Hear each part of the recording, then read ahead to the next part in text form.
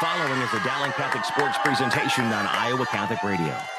Our coverage of Dowling Catholic High School sports is underwritten by Ashworth Vision Clinic, Construction Professionals, Dental Associates, the Catholic Tuition Organization, Mercy One, and Skeffington's Formalware. Thank you for supporting Dowling Catholic Sports on Iowa Catholic Radio.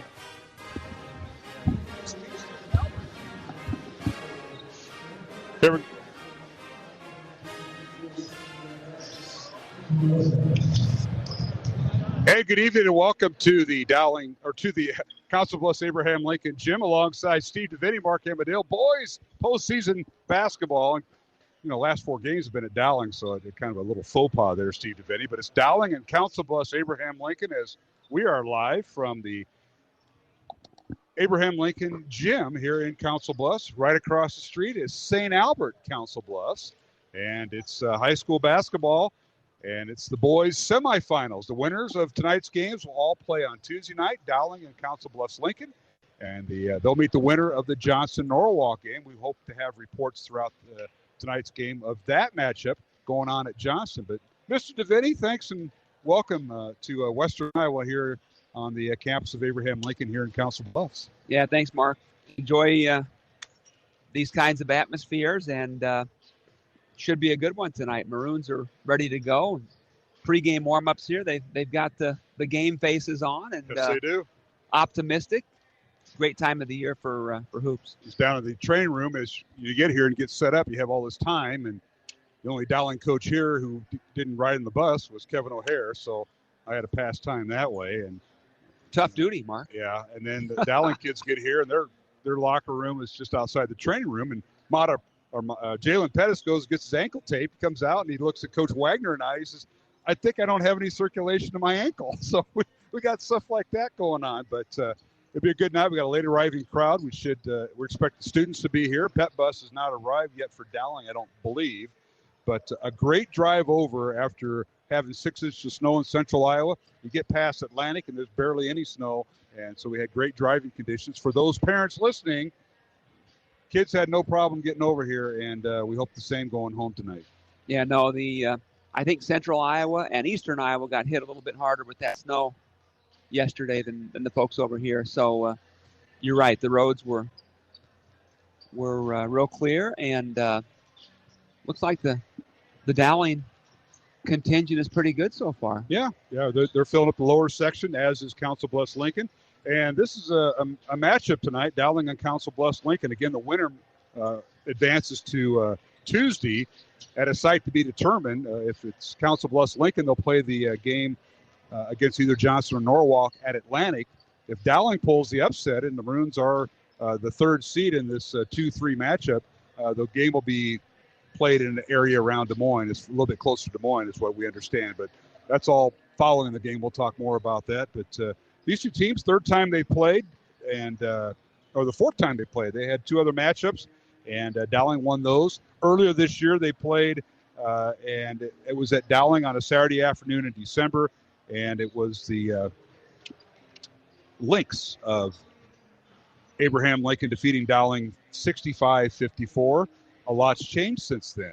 Dowling's got a little bit different lineup, and Council Bluffs Lincoln lost their star player, Josh Dix, to a gruesome broken leg, compound fracture, and he was averaging 20 points, 8 rebounds, 6 assists. He was also their leading defender at the time, and that was some big pieces to fill. But I'll tell you what, Coach Jason Isaacson at Council Bluffs Lincoln has found a way, and he's got his kids playing pretty well. They're 5-3 since that injury that happened in week 12 or game 12. They're 5-3 since, and a couple of those losses were to Hoover by 20 and to Valley by 5 or 6. So we'll see what happens because they've had a week off and are ready for the Maroons. Yeah, no, obviously they're not going to be as good without Josh Dix. I know you visited with him a little bit a few minutes ago before we got on the air, and exciting player, rated the best overall high school player in the state of Iowa this year. So hopefully he can heal up and have a great career over there in Iowa City for the Hawkeyes. But not that it's going to be an easy game tonight for the Maroons by no means, but you'd rather face him without Josh Dix than with him. No question about it. Dowling's group, Drew Marr, didn't score in the Dowling win over North on Monday night. Didn't need to with the The Maroons winning 78-42 Monday night to qualify for tonight and face this Council Bluffs team. But Dowling comes in, their record's 8-14. Council Bluffs Lincoln's record's 15-5. The Maroons, led by Drew Marr, even though he didn't score Monday night, he is their leading scorer. Carson Brown, Jalen Pettis have contributed quite a bit to this group. But for Council Bluffs Lincoln, Jamison Gruber, young man who's getting some D2 and NAIA looks, he is now their leading scorer, averaging nearly 20 points a contest. And young man J.R. Kanosk is their second leading scorer, and a young man who we're not sure if he's going to start or not. They have two post players, and it'll be a game-time decision for Jason Isaacson, who he starts with. They're both seniors. So who's going to be that third weapon? And we always talk about that. We prepare for the leading scorer. We prepare for, the best athlete. Well, who is going to be the third scorer or person to step up? And the other night for Dowling, I'll tell you what, Davis Sheck had a night that we all remember. He got open looks. His teammates made sure of it, and they got him the ball. And it's situations like that and games like that is what you got to figure out early, Steve. No question. And the Maroons are capable. I mean, there's 5, 6, 7 guys on the team that potentially could be the leading scorer any given night. And we've seen that throughout the course of the year, from Charlie Stewart to Carson Brown to Davis Sheck to Drew Morrow. Matabrua chips in periodically. And Pettis is Pettis has been coming on strong. Yeah. Double the other night. And Matabrua off the bench is tough.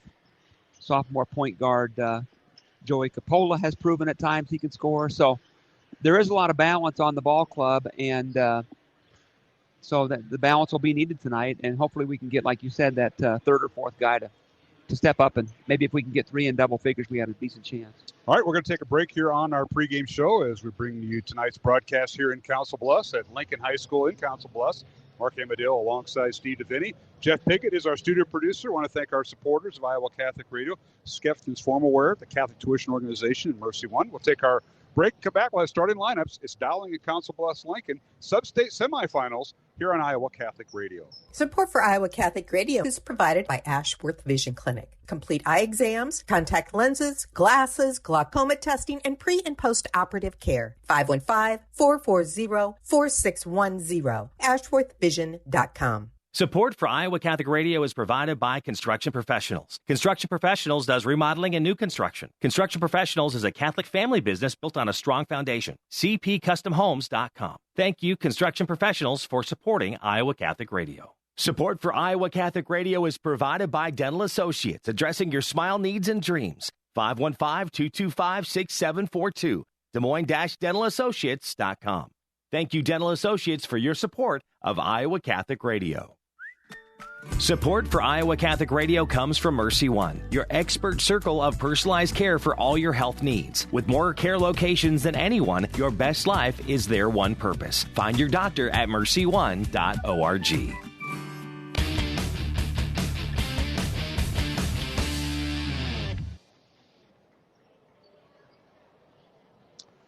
And welcome back to the Council Bluffs Lincoln Gymnasium here as we get set for our starting lineups. It's Dowling and Council Bluffs Lincoln boys sub-state semifinal. Mark Amadale, Steve DeVinny. Let's take a look at our starting lineups, and we finally got the 5th starter for Council Bluffs Lincoln, so apologize for that delay. We'll start with Dowling. They are the visiting team wearing their road gray uniforms with black numbers. The head coach is Clay Fieldking in his first year at Dowling. The Maroons bring a record of 8-14 in the contest.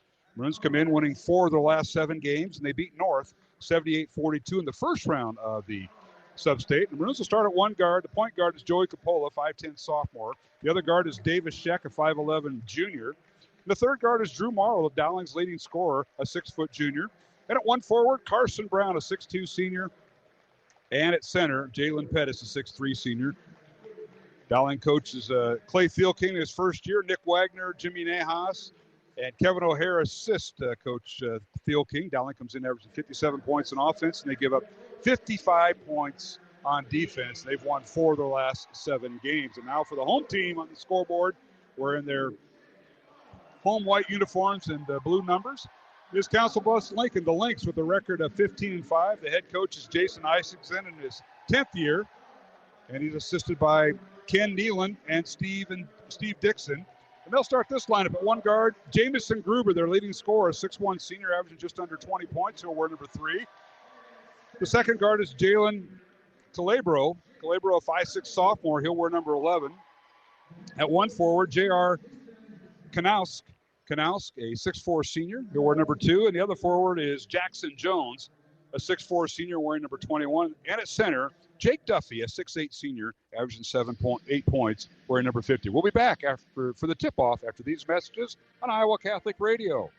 Hi, this is Dr. Dan Ryan, president of Dowling Catholic High School, and welcome to another season of exciting Dowling High School basketball. We are proud to be partners with Iowa Catholic Radio, not only broadcasting basketball, but also being partners in preparing Christ's leaders for life.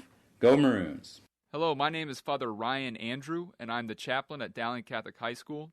Let us pray for the coaches, players, and trainers for this athletic competition.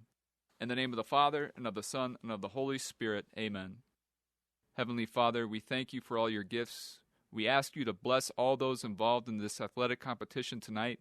We ask that you keep them safe, and that they all show good sportsmanship. We ask this through Christ our Lord, amen. All holy men and women, pray for us. In the name of the Father, and of the Son, and of the Holy Spirit, amen. Listener-supported Iowa Catholic Radio, 1150 AM KWKY Des Moines, 94.5 FM K233BT Des Moines, 88.5 FM KIHS Adel, 90.9 FM KLOX Creston.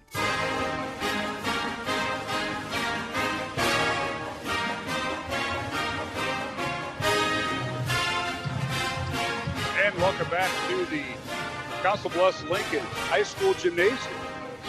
Dowling and Council Bluffs Lincoln here on the Iowa Catholic Radio Network.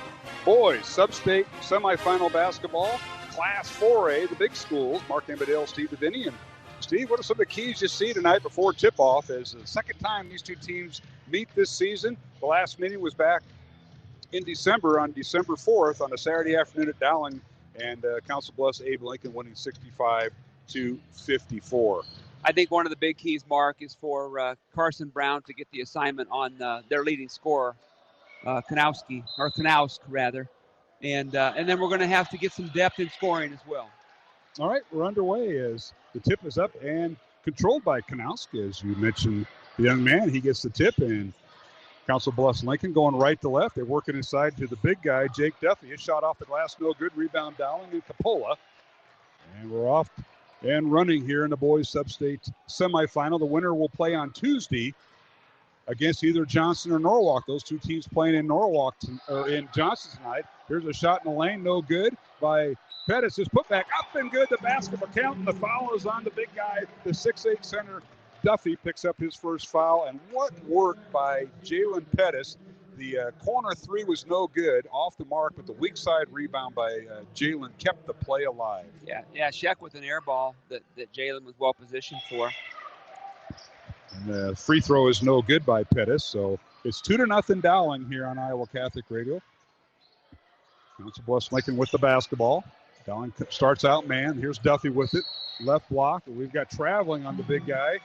He didn't know which way he wanted to go. Pettis had him pretty squared up on that left block, Steve. He wanted to go inside, and he switched his pivot foot and drew the travel. Yeah, 2 possessions, and they've gone into the post.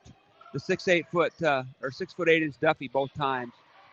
That's going to be their point of emphasis early on. Here's Drew Marr with it, and he's guarded by Kanausk. And a pull-up jumper in the lane is no good. Tipped by Pettis, no good. And the rebound comes out to Kanausk.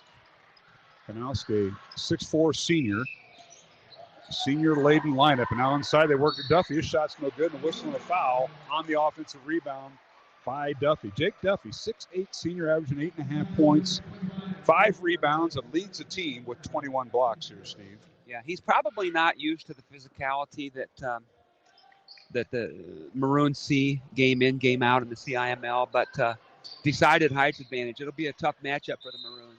Now we got traveling once again on Duffy. That's his second travel call. Second turnover on him. Creighton Bracker, the 6'4" freshman, is their other post player, and it was a game time decision. Matter of fact, I had asked the PA guy next to us which one was going to start, and they Coach Isaacson picked up the senior. Now Dowling gets underneath, and a nice pass that time by Marr. Layup is good by Coppola, and the Maroons out to a 4-0 lead. High back screen by Pettis freed Coppola wide open in the left side of the lane. Jackson Jones has it for Council Bluffs Lincoln. They go right to left. Dowling stays man. Coming off a ball screen as their leading scorer, Jamison Gruber. And Gruber is guarded by Carson Brown. Now a bad pass that time by Calabro. And a whistle and a backcourt foul on Calabro as he tried to pick Coppola. And Joey got the steal and caused a foul. Yeah, good steal. Good to hand in the passing lane there by Joey. He took the ball and tried to do damage down the court and was able to pick up that foul. So, second team foul on Council Bluffs Lincoln. Dowling 4-0. 6:05 remaining here in the first quarter. Here is in the lane. Sheck, a little teardrop shot, no good. Tip by Pettis, no good, but right into the hands of Council Bluffs Lincoln. Jackson Jones with it. Leaves it for Gruber for three in transition, no good. Rebound Dowling and Coppola. Long shots produce long rebounds, don't they, Mark? They certainly do. E.T. Higgins now in the lineup for Council Bluffs Lincoln, a freshman. Here's Marr on the corner for three. It's no good. Rebound Pettis. Good box out by Jalen on the weak side. The Maroons retain possession. Check coming off a ball screen by Coppola. Can't get anything to work. Dowling will reset. Man-to-man defense by Council Bluffs Lincoln. He's worked the right side. Now Marl, top of the key to Coppola. Joey looking for a ball screen. Now Marl with it. Down the left side in the lane. Layup is up. No good. Tip by Pettis is good. Jalen Pettis is having his way amongst the tall trees underneath for Council Bluffs Lincoln. It's 6-0 Dowling. Boy, last 2 or 3 games, Jalen Pettis has followed those penetration drives by his guards and cleaned up that garbage very, very well.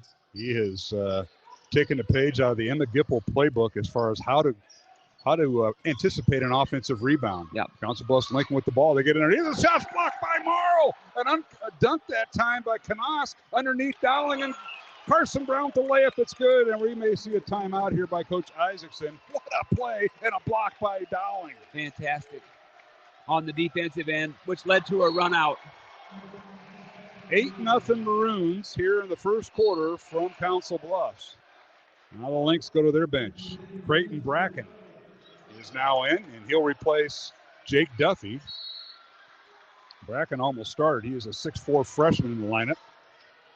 Also in there, E.T. Higgins, a 6'2 freshman, number 20. Now Brown. Another block shot, this time by Carson Brown. With another block, this beyond the three-point line as they're trying to set up Gruber for three. The Lynx retain possession. Now in the corner is Jackson Jones. In the paint is Higgins, and a whistle and a foul on Dowling as Higgins goes to the basket. Looks like might be like Coppola with his first. 2 shots coming. Second team foul on Dowling on Joey Coppola, his first. 8-0 Dowling, and we're almost halfway through the first quarter here at Council Bluffs High School, or Council Bluffs Lincoln High School. And the first point of the game is scored by the freshman, Luke Hunter, at the free throw line. It's good. They've got a couple, you said Bracker, number 12, is a freshman. And he's in the lineup now. And the rebound, the second free throw, no good. Rebound Dowling. 8-1 Maroons. Dowling running their offense against Council Bluffs Lincoln's man-to-man. There's a dribble handoff to Carson Brown. Has trouble with it. Now gets it back to Pettis. Pettis in the lane. A little Euro step up, and the shot is short, and the rebound comes out to Council Bluffs Lincoln. Higgins with it.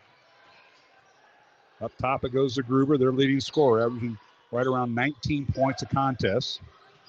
He leaves it for Jackson Jones, their second leading scorer. Now the Lynx go left side, and Gruber loses it. Stolen away by Carson Brown. He goes down court, and he draws the foul. The official called the foul before the shot. And it'll be out of bounds Dowling. The foul will be on E.T. Higgins, the freshman. So the Lynx come in with 2 freshmen and a senior off the bench, and it's Higgins picking up the foul, the third on Council Bluffs as a team here in the first quarter. Pettis with it, leaves it for Marl.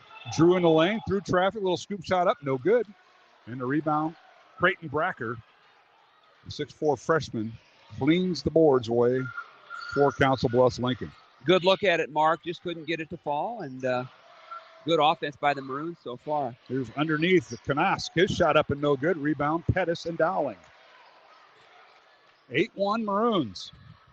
Here in this boys sub-state semifinal. The winner meets the winner of the Johnston-Norwalk game going on at Johnston tonight. Everybody starting at 7 o'clock. We'll go through the list of games going on in 4A sub-states here on this Friday night. Capola in the corner to Scheck. Davis gets it out to Marr. Fakes a three, and he travels with the basketball. Good call by our official there. Jason Slaughter and his crew from Sioux City as our game tonight. And a turnover against Dowling. It'll be Council Bluffs Lincoln basketball. A travel call on Drew Morrow there. Both teams I haven't mentioned have started off this game man-to-man half-court for both sides. Lynx with it. Top of the key goes to Kanosk. J.R. Kanosk, 6'4" senior, one of 7 seniors on this team. And, of course, Josh Dix out for the year after week 12. And now underneath, and a nice little give and go. They found Kanosk, and the shot is up and good. Too much help defense on the post. Good backdoor cut there by Kanosk. That is Council Bluffs Lincoln's first field goal of the night. And it's 8-3 Dowling. Here's Pettis at the free throw line.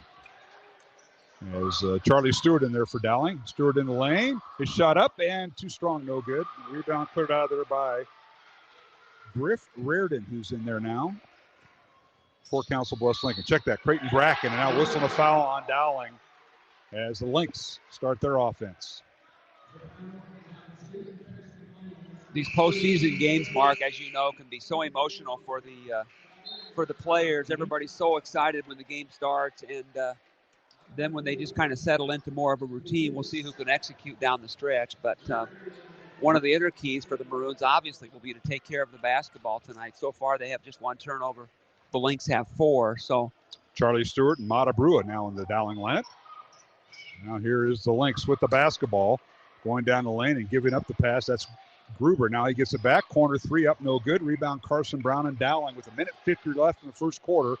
Dowling 8 and Council Bluffs Lincoln 3 here at the Lynx gym. Stewart on the baseline. Charlie, reverse layup up. Good! He went around the big guy, Jake Duffy, for the score. And a nice move by the young man. Very nice. Used the basket as protection from the 6'8" post player. Now we got an illegal screen set on by Gruber. Jameson will pick up his first foul. He is their leading scorer. Everything going right for Dowling. It'll be Dowling basketball with 1.5 left to go in the quarter, leading 10-3.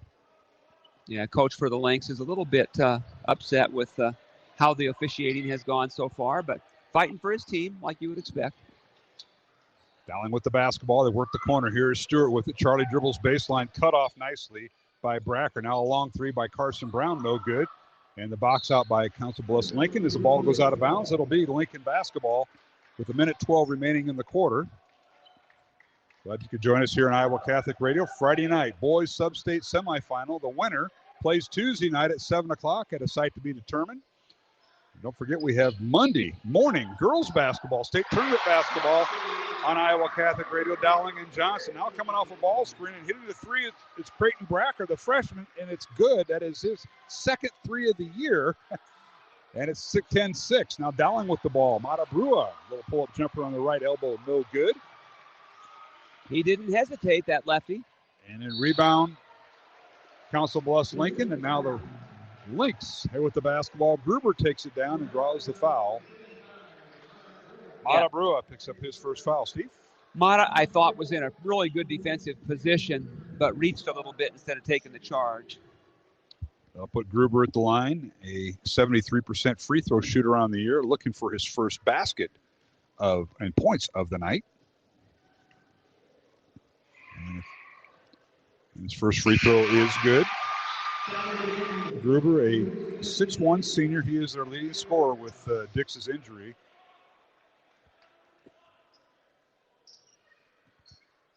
.41 seconds remaining in the first quarter. Tonight's game on Iowa Catholic Radio brought to you in part by Ashworth Vision Clinic, along with Construction Professionals and Dental Associates. Second free throw good by Gruber.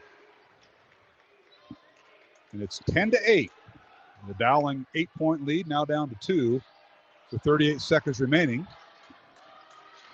here in the first quarter. There's Scheck in the front court, leaves it for Marr. Charlie Stewart is the third guard. Carson Brown has now moved to a post with Mata Brua, the 5 on the floor for Dowling. 20 seconds remaining. You hear the Council Bluffs Lincoln student body. Playing for the last shot here, Mark. Well, here's Carson Brown with it with 10 seconds remaining. Carson real close to that half-court line. And now they're going to get their offense going. Here's 6 seconds. Carson in the lane. Kicks it over in the corner. Sheck for three. Up, and it missed everything. No good.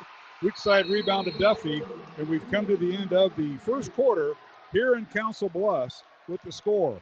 Dowling Catholic 10, Council Bluffs Lincoln 8, along with Steve DeVinny. I'm Mark Amadale, and we'll be back with the second quarter in 1 minute on Iowa Catholic Radio. This is a Young Catholic Minute. Isn't all truth just relative? I mean, you have your truth, I have mine. Whoa, dude, what are you doing? I'm gonna jump off this bridge, man. You'll die. No, I won't. What, don't you believe in gravity? That old superstitious nonsense? No way. Whee! There are some things in life that aren't a matter of opinion. And just as in the physical world there are some things that are above debate, like gravity, there are things in the spiritual world that are just as true. And because human beings are physical and spiritual beings, every action that we take has physical and spiritual consequences. That's why things like the Holocaust weren't just dirty and disgusting, but because of the spiritual reality of God's creation, they were actually evil, regardless of what the Nazis thought. So we can't just dismiss the teachings of God's church as fine for some people, but not for me. That's just not the way that reality works. For more, go to youtube.com/youngcatholic.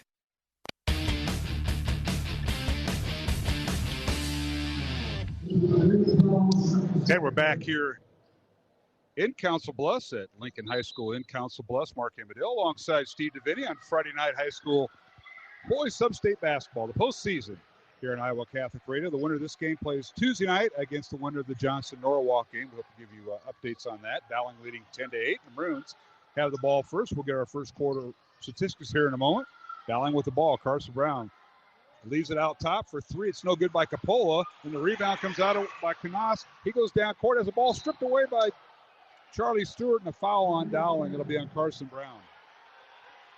I think after the play was completely over, Carson incidental contact as he ran into him, and they called a foul. Now they're talking about it. The officials are huddling up. This is the crew led by Jason Slaughter. Now they're going to stick with the call, Mark. So the foul's on Carson Brown. That'll be his first. Team foul number 4 on Dowling here in the second quarter. 10-8 Maroons. Now underneath is Jake Duffy. Works against Magruder on the right block. Can't get a shot off, and he'll kick it back out to Jackson Jones, and the Lynx will have it. Top of the key, they get it to their point guard and leading scorer Gruber. Left side to Canas. It's stolen away by Drew Marr. Drew waits for his teammates. He had a 2-on-3 break and chose wisely. Now underneath Stewart. Underneath, reverse layup. Good. That's the second time tonight. Charlie with the reverse layup. Yeah, we've seen that play before, Mark. Yes, we have. And nice move again by Charlie. Baseline drive, really, really quick off the dribble. Now in transition, a long three up and no good by Jackson Jones, a 6'4 senior for Council Bluffs Lincoln. Rebound Dowling. Now on the corner, Stewart for three, and it's in and out, no good. Oh, I thought it was down. As we're up here in the balcony, it looked like it was down and rolled off. Rebound Lynx. Rolled around. They have it. Here's Reardon for three, good. And this is a young man, a freshman off the bench at 5'6". Griff Reardon, first in three-point percentages in the state. And he's only missed like 8 threes all year. And that gives Dowling a 1-point lead with Reardon's basket. And now the other way we go. And now the Lynx throw it away. They try to get inside of Jake Duffy. And he tried to save it into the hands of Dowling there, Steve. A flurry of activity once again, Mark. Really intense atmosphere tonight. Which resulted in empty possessions. Now Capola for three. It's off the back iron, no good. Charlie Stewart had the rebound and then taken away by Gruber. So lots of flurry. You're exactly right, Steve. Dowling 12, Council Bluffs Lincoln 11 here in Iowa Catholic Radio. The ball got tipped in the backcourt. And now Gruber has it for the Lynx. He works underneath. The shot off the glass, good. He went right against Carson Brown. Timeout Dowling. So Gruber, with his 4th point, that's his first field goal of the night. And this looks like it's a 30-second timeout. We'll keep it here with 5:30 remaining here in the second quarter. Mark, full timeout. And they went to full. So we will as well. 5:32 left here in the second quarter. It's Council Bluffs Lincoln leading Dowling 13-12 here in the Iowa Catholic Radio Network. What is the best gift ever? Giving a Catholic education is at the top of my list. Your contribution to CTO helps families send their children to our Catholic schools who otherwise could not afford it. In giving to CTO, you receive the best tax credits ever. Pledge or donate online at ctoiowa.org. The bottom line, it's for the kids and their future. Support for Iowa Catholic Radio is provided by Skeffington's Formal Wear, in business since 1951, with locations in Des Moines, West Des Moines, Coralville, and Ankeny. Skeffington's Formal Wear, fitting you for life celebrations. Online at skeffingtons.com. Support for Iowa Catholic Radio is provided by Golden Rule Heating and Cooling. Since 1999, Golden Rule Heating and Cooling has been supporting customers with their rules to live by: respect, understanding, loyalty, expertise, and service. GoldenRulePHC.com.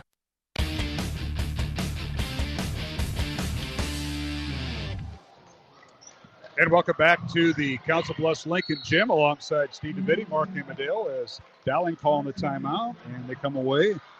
Inbound the ball, and they draw the foul.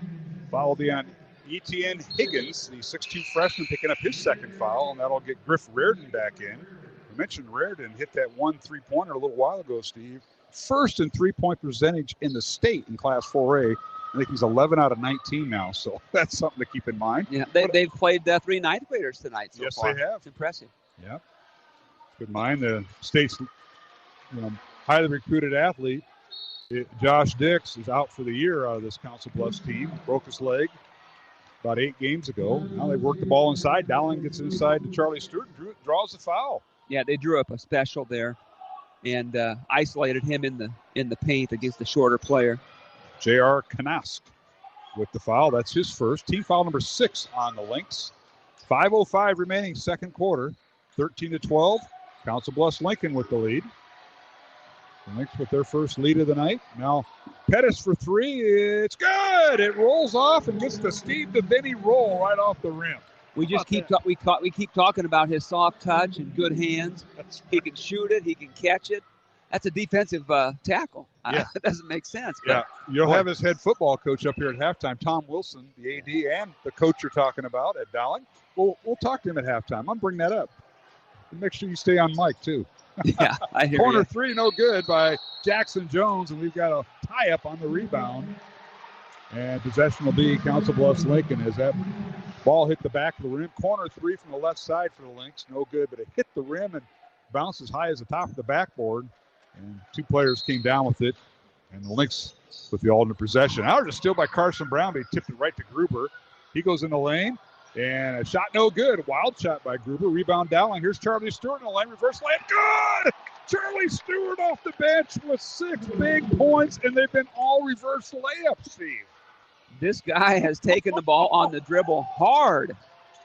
What a time for with that. Good results. Griff Reardon in there for Council Bluffs Lincoln. Leaves it for Gruber. Dribbles baseline. They're going to blocking foul now called on Dowling. That'll be on Pettis. He got caught forcing him to the baseline, but drew the foul. That's his second mark. So here comes Mata Brua. 16th foul on Dowling. Council Bluffs Lincoln with 16 fouls. And Gruber will throw it in. Lobs it in. Gets it to Kanask. Over to Jackson Jones. He tries to back in against Sheck. Left wing. Now out to Kanask. They lob it inside. Here's Bracker. Back up center. Going against Mata. Won't shoot it. Now looking for a backdoor cut. Leaves it for Jones. Pull up jumper. Turnaround shot in the lane. Good by the left-hander, Jackson Jones. His first basket for one of the starters. Good offense by the Lynx. Good patience. And the back cut paid off for a 10-footer. 17-15. Dowling with the lead. Bruins have led by as many as 8 points here in the first half. The Lynx have had a 1-point lead here in the second quarter. 3.5 remaining in the half. Here's Mata Brew inside, and he draws the foul. That'll be on Creighton Bracker for the Lynx, and that'll be his first for the 6'4 freshman. Mata will be shooting the 1-and-1.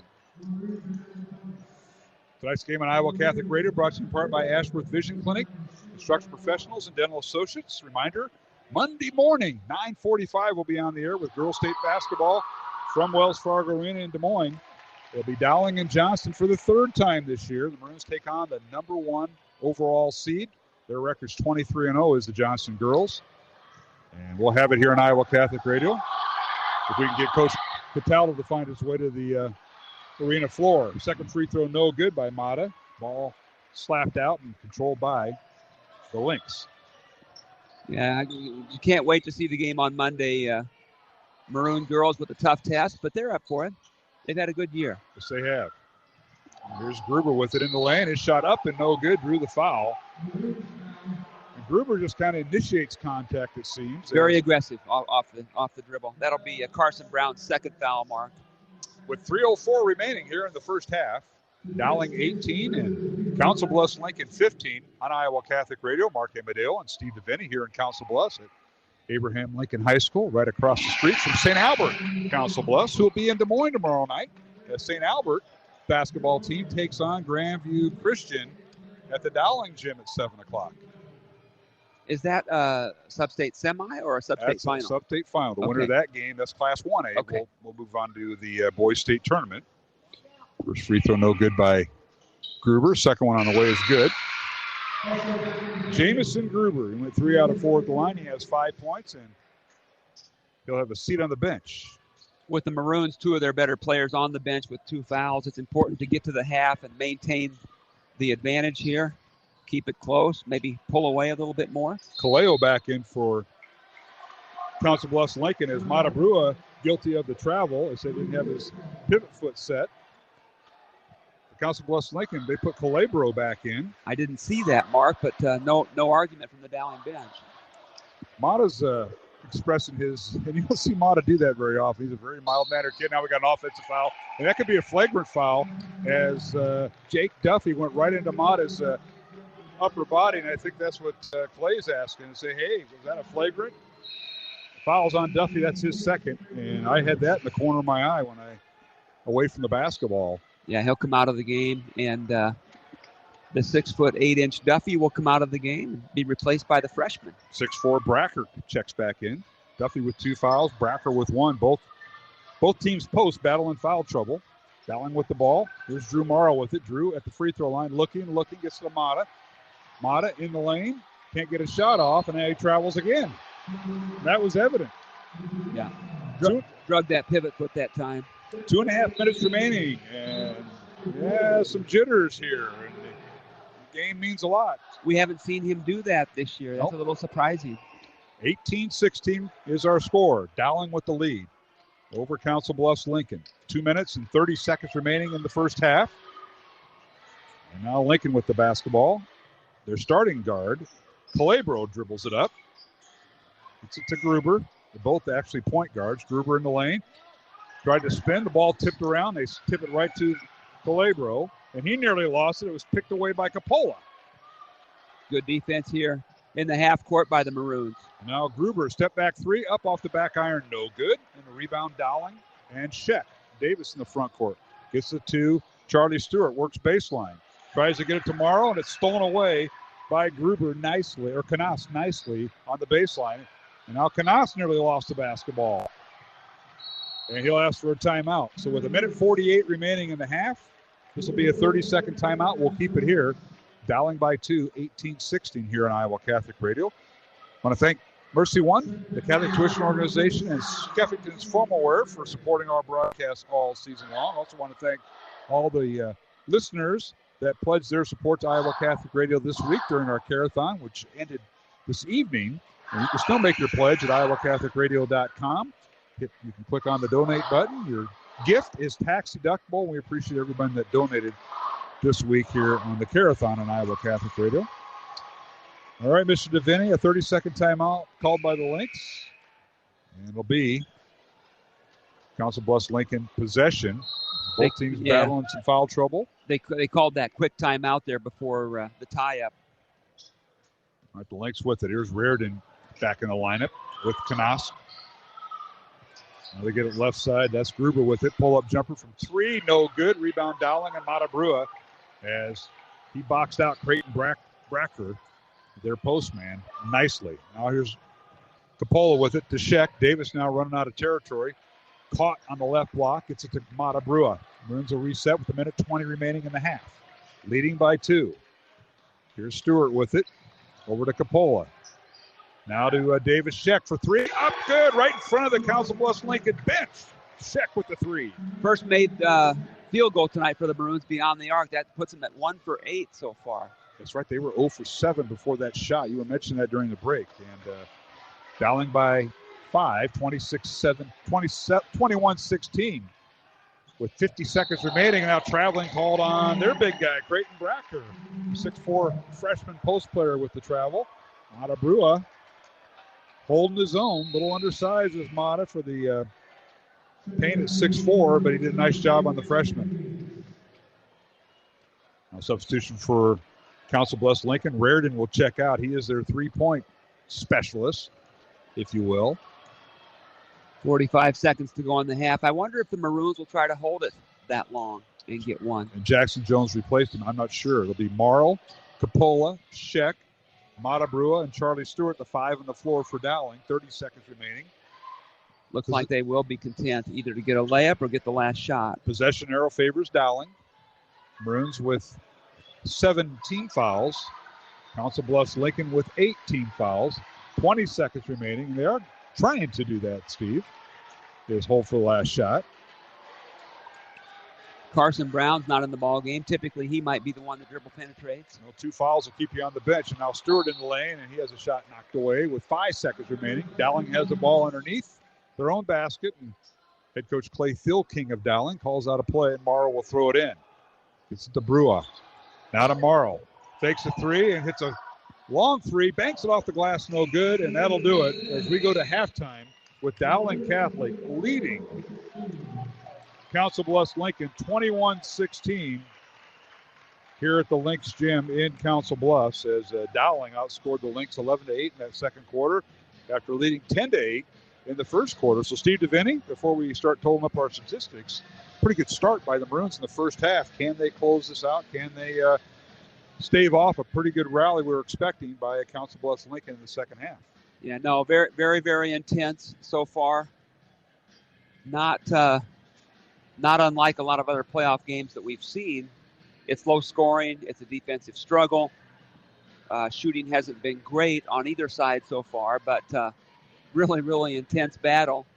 And we would expect the same here in the second half. Good ball game so far. It certainly has. And we want to thank our supporters of Iowa Catholic Radio, including Skeffington's Formal Wear, the Catholic Tuition Organization, and Mercy One. Mark Amadale alongside Steve DeVinny tonight. Our halftime guest will be Tom Wilson. If he can figure out the way to get up here, he'll have to go through the Council Bluffs bench, or rather locker room, up here on the second floor. They go up the stairs. But we'll visit with Coach Wilson here at halftime. And Steve and I will bring you our first half statistics here at halftime. Again, from Council Bluffs Lincoln High School, Dowling leading 21-16 at halftime over the Lynx. And the winner moves on to Tuesday night. They'll take on the winner of the Johnson-Norwalk game going on tonight. And we may have an updated halftime of that contest. And we'll take a break. Back in 1 minute here on the Iowa Catholic Radio Network. This is Dale Ahlquist with a Chesterton Minute. Have you ever heard someone say, the Catholic Church is too condemning? It needs to practice more tolerance. G.K. Chesterton says, the other word for tolerance is indifference, and the other word for indifference is apathy. The Catholic Church cannot afford to be apathetic. It cannot afford to be tolerant of evil. It has to be consistent in opposing what is wrong and defending what is right. And the Church especially cannot afford to tolerate social evils that are condoned by the state. Why? Because sooner or later, it'll be turned against the Church. History has shown this to be true more than once.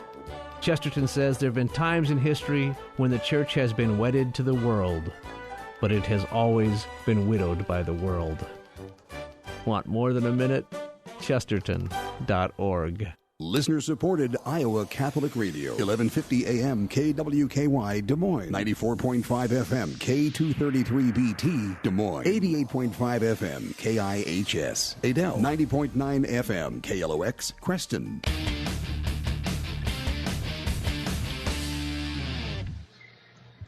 And welcome back to the Council Bluffs Lincoln Gymnasium alongside Steve DeVinny. I'm Mark Amadale, and our halftime score tonight has Dowling leading Council Bluffs Lincoln 21-16 here at the half. Mark Amadale alongside the athletic director of Dowling Catholic, Tom Wilson. And Coach, thanks for joining us tonight. You did make the trip over to Council Bluffs. You know where Western Iowa's at. I sure did. Well, what a game it has been in the first half. As the athletic director, he doesn't have a choice, Mark. Oh, yeah, he did. He wasn't scheduled to be here. I love it. He was going to have poor Coach Miklo in his first year in administration come over here by himself, but he joined him. Well, I had change of plans, and we came over together, so glad to be here. Well, Coach, I appreciate it. Dowling boys playing well. They're up by 5 here at halftime in a kind of a hostile environment. Anytime you're on the road in the tournament, it's never easy. And oh, by the way, girls basketball, how'd you draw the Monday morning shift? 10 a.m.? Yeah, I know. Obviously, I didn't have any say in that, but it's going to be a tough game, but it'll be a great game, be a great challenge for our girls, and congrats to them. They've had a terrific year. They certainly have. And, Coach, what a year it's been. That's one of the reasons I want to bring you up, get us caught up. Some of the winter sports, we've kind of caught up in the fall sports and got those kind of in the books, but the winter sports have been a pleasant surprise. I know there's a lot of activities that are wrapped up. We go all the way back to swimming and bowling and a lot of those activities. So give us a rundown. Yeah, swimming top 10 team. They didn't take a lot of numbers to state, but they certainly did a great job when they were there. And I know we had some records that were broken. I know Tommy Hancock had a record that was held for quite some time, and he did a great job. Another relay, and like I said, in the top 10. And bowlers, they continue to gain numbers and hopefully gain some momentum. John Cole qualified for state as an individual, and I think that's the second time in school history that happened. Then our wrestlers finished 6th with a state champion and a runner-up, and then we had a 4th place finish. I guess I should say 2 runner-ups and a 4th place finish individually. So obviously some good things, and we mentioned our basketball teams as they continue to play. Yes, they do. You mentioned John Cole. Wasn't he one of your kickers during the football season? I remember him on the depth chart. Yeah, John was our punter. He was your punter. And, yep. Yeah. Okay. Bowler, too. And a bowler. I'm concerned because on the bench, on the basketball bench, Phil King, Nahas, and Wagner have been asking golf lessons from Jurge, the young manager. And I'm sure they need them. Well, they couldn't get him from you because you were a state runner-up golfer back in your day at PCM. He tore up the course with Steve back in his day as a golfer. Yeah. Unbelievable. It's all been downhill ever since. Mr. DeVinny, you're going to talk about soft hands that you named as defensive lineman, Mr. Pettis, last week. You got any comment on that, Steve? No, I continue to be impressed. I've never seen a defensive lineman, defensive tackle, who wreaks havoc on quarterbacks, have such soft hands. He catches it and he shoots it well, and holding a good account of himself here in hoops. Yeah, he's done a good job. I'm proud of him. He's obviously an all-state football player and does a great job for us, but back in the basketball program. And honestly, Jalen's a good enough athlete. There's not much he can't do. Is he coming over here next year for school? He's signed with Iowa Western, and he will do a great job here.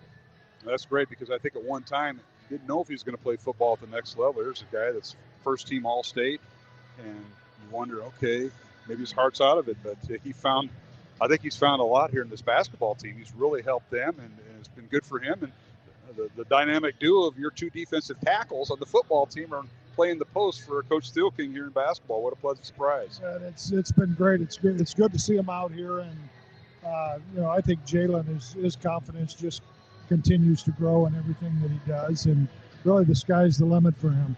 To visit with Tom Wilson, the athletic director and head football coach at Dowling Catholic, here at halftime in Council Bluffs, as Dowling leads Council Bluffs Lincoln 21-16 at half. Steve? I was just going to say, another really, really fine football player, Carson Brown, who also plays hoops, I think I heard has committed as a preferred walk-on at Iowa State. Is that right? That's correct. He had some other offers, and his dream was to play at Iowa State, and so he's taken that opportunity and betting on himself, and we'll see what happens. He's a talented young man, but there's going to be an awful lot of competition, and it's an uphill battle, but it's one he feels like he wants, so it'll be great to see him grow.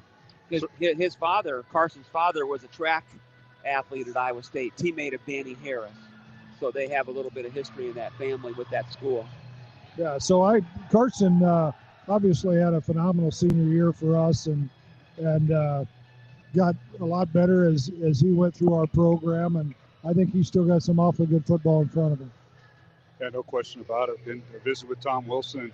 And Tom, anything else you want to mention as far as activities going on at Dowling? The rest of the winter sports season closing up, and we're seeing the spring season gets ready. I know Coach Tiernan's got the middle school weights going on for those youngsters that are approaching enrolling at Dowling here in the future. My daughter's one of them, and that's going very well. And his staff, you got Bagenstos, your starting center helping, and who else? Kurt Brown, Johnny Chido. They all do a great job with that middle school weight program and other things going on. Oh, they do. I want to mention the cheerleaders. They certainly made the trip over, and they've been busy throughout the fall and the winter. And our dance team continues to do a great job. Many of them have seen them perform at half times of ball games. And as you mentioned, the spring season is upon us. Both track teams have started practice, and I think they had one good day of weather to get outside, and on Monday, and then after that it wasn't very good. So before we know it, I think over spring break is the official start date for the rest of our spring sports. So out of one and into the other. Well, Coach, we appreciate you taking time to visit with us. You've done that all throughout the fall with football, and appreciate giving us an update and correcting Mr. DeVinny, just because your defensive lineman can play basketball with soft hands. Yep, I appreciate that. Got to keep Steve straight now. I understand that. Thanks, Coach. See you, Coach. Tom Wilson, our guest here at halftime. We'll take a 1-minute break. Come back with the second half. It's Dowling Catholic leading Council Bluffs Lincoln 21-16 in this boys sub-state semifinal from the Council Bluffs Lincoln gym here in Council Bluffs. Back in 1 minute on Iowa Catholic Radio. Did you know you have a choice in your child's education? Smaller class sizes, dedicated teachers, a sense of community, and a caring learning environment, whether it's in the classroom or at home. Diocese of Des Moines Catholic Schools deliver the best value in education, and we offer tuition assistance to help you afford it. Learn more about how the Catholic schools in the Des Moines Diocese might be the right choice for your child. Visit dmdiocese.org/schools.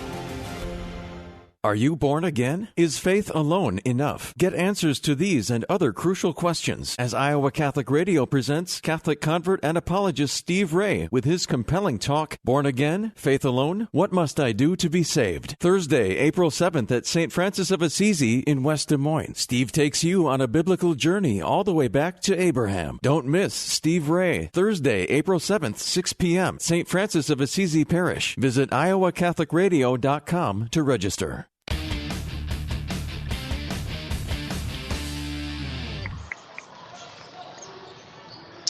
And we're back here at the Council Bluffs Lincoln Gymnasium. Second half underway, 21-16. Our score remains Dowling leading Council Bluffs Lincoln.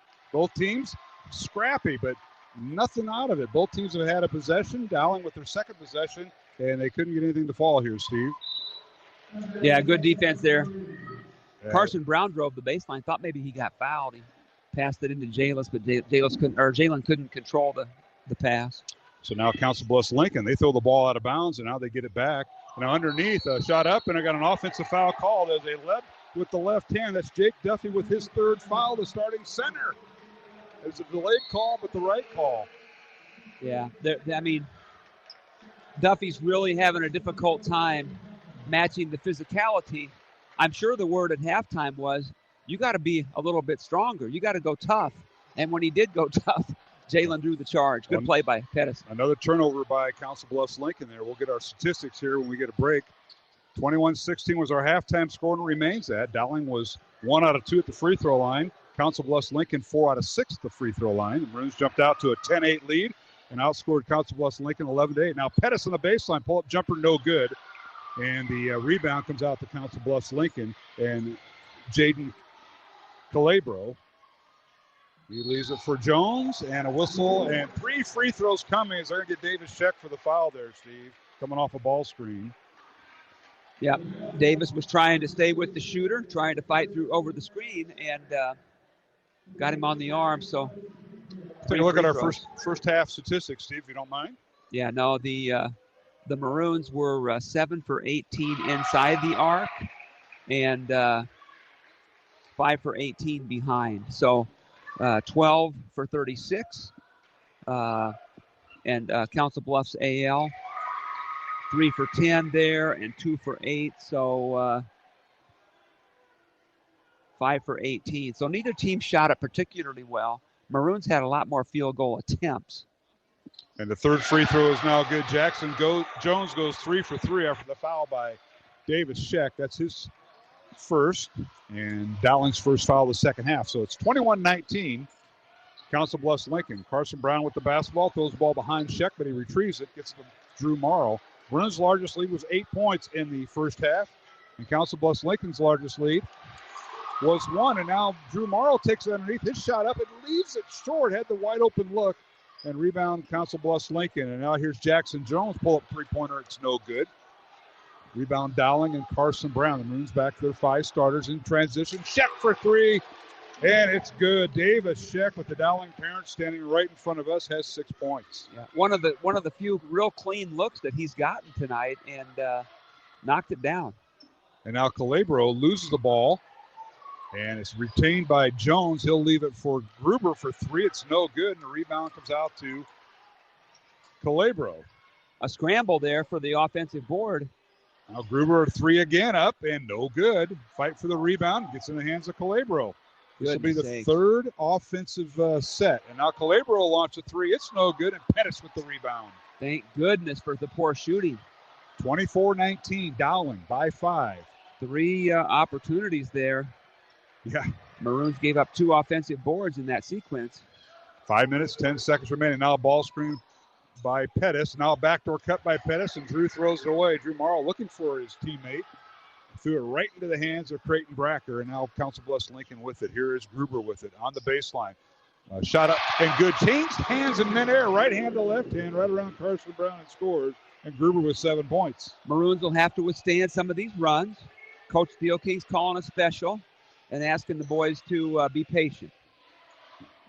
All right, here's Carson Brown, top of the key to Pettis. Over to Coppola. Now to Sheck for 3. Up off the back iron, no good. Carson Brown with the rebound. Keeps the play alive. He reached right over his defender. 3-pointer by Morrow, no good. Ball slapped around and out of bounds. They say it went off of Creighton Bracker. It'll be Dowling basketball right in front of the student body of Council Bluffs Lincoln, right across from us. Sometimes these games, Mark, can be determined in really, really simple form in terms of who's making shots. And it looks like it could come, as simple as that sounds, whoever makes these shots in the second half is going to give themselves a good chance. Dowling by 3, 24-21. The Maroons inbound. Here's Pettis on the right block. His shot up, too strong. Rebound, Charlie Stewart, and we're going to get Charlie for a push-off on Knaus. Yeah, it looked like he was trying to fight for position there, and they got him for pushing off. No argument by the Maroons bench, and we'll go the other way. Charlie's first foul. Let's go through the points for Dowling. Jalen Pettis leading at halftime for the Maroons. He had 7 points. 6 points for Charlie Stewart off the bench. 6 points for Davis Sheck. 2 points for Carson Brown. 2 points for Joey Coppola. And Drew Marr did not score in that first half, and he's missed his only field goal attempt here. Now we got traveling on Gruber as Council Bluffs Lincoln with the basketball. Mata Brew off the bench with 1 point as Dowling went 1 for 2 at the free throw line. And for Council Bluffs Lincoln, the Lynx now, Jamison Gruber, their leading scorer, averaging 19 points, has 7 points right now. He had 5 at halftime and added a basket. 3 points for Creighton Bracker, 3 points for Reardon, and 2 points for Carson Brown while you were looking at your stats. 2 points for Jones and Creighton Bracker for 3, and Carson Brown, a 2-point basket. Knocks it down from beyond the arc. That's his 4th point, and it's 27-21. Now they got traveling in the lane, and Gruber's been called for that all night. He has not adjusted. You got the turnovers there, Steve. That's his 3rd or 4th traveling call of the night. And they've called Mata Brewer for the same. They've got to establish a pivot foot. Yep. In a little bit of a hurry. Big game, a lot at stake. Well, for There's traveling good again call. on Charlie Stewart. Charlie did the same thing that Gruber just did the following possession. You got to keep that foot down until they're dragging that pivot foot before the ball hits the ground. For Dowling, it's their 23rd game. For Council Bluffs Lincoln, their 21st game. You got to get that all. You should have had that all taken care of during that time. But it's postseason time. There is no tomorrow. Somebody's going to walk away and their season's over. All right, here's Calabro underneath, and he loses the ball out of bounds. Tried to do a little too much. And the Council Bluffs Lincoln coach, Coach Isaacson, said, "Hey, can you ask for help?" Thought maybe it was off the Maroons, but Maroons got to take advantage of some of these turnovers. The Lynx have 4 here in the third quarter. Dowling by 6, 27-21. Carson Brown coming off a ball screen by Pettis. Down the lane, his shot up and good. The basketball count, the foul on Council Bluffs Lincoln. And the Lynx are just discombobulated. They are really overreacting to some of the calls here, which is, not something you want to see. But how about the move by Carson Brown? That's his back-to-back baskets for Carson there, Steve. He now has 6 points and an and one here. As we talked about at halftime with Coach Wilson, Carson Brown is an elite athlete, and that was an elite move in traffic. Free throw, good. Carson with 5 of his 7 points here in the third quarter, and Dowling's lead is 9. Maroons won here last year when the two teams met. 66-62, Dowling back on almost a year and a week ago on a Thursday night. All right, here's Council Bluffs Lincoln. 2:50 remaining, third quarter. Dowling by 9. Now they work underneath. They lob it inside. Pettis with the swipe away. Gets it to Knaus underneath, and he drew the foul. And it'll be 2 free throws coming as Knaus attacked the glass. And he's been the one player that's been doing a pretty good job of that. The foul will be on Charlie Stewart, his second. Yeah, that's his second. Yeah, good. When you're aggressive, either side, good things are going to happen. And that time, Knaus lowered his shoulder and took it to the rim. And his first free throw falls through. That's his third point. He is one of the 2 captains, Knaus and Gruber, 2 seniors for Council Bluffs Lincoln. Tonight's game on Iowa Catholic Radio brought to you in part by Ashworth Vision Clinic. As a second free throw is no good. Construction Professionals and Dental Associates. We thank them for supporting our broadcast all season long. As Knaus now 1 of 2 at the line. And it's 30-22, Dowling by 8. Here's Pettis at the free throw line, trying to get Marr involved. Drew stops the left elbow, gets it out to Carson Brown. Now they work their cuts. Here's Charlie Stewart with it. And now here's Pettis underneath. His shot up and no good, and they're going to call him for the travel. I didn't see that, Mark, but they called a little hop there on him. And Coach Steelking didn't disagree. He says, hey, play through it, move on. That's what you have to do. Yep. Nursing an 8-point lead by the Maroons. They got to keep their composure. They got to stay aggressive. They got to stay patient. Yeah, we've seen Council Bluffs Lincoln kids overreact to some calls, and it's unfortunate. Now here's Duffy back in, the big 6'8" center, playing with 3 fouls for Council Bluffs Lincoln. Lynx have it against Dowling's defense. Underneath, Gruber leaves it for Duffy. Underneath, it shot up and good.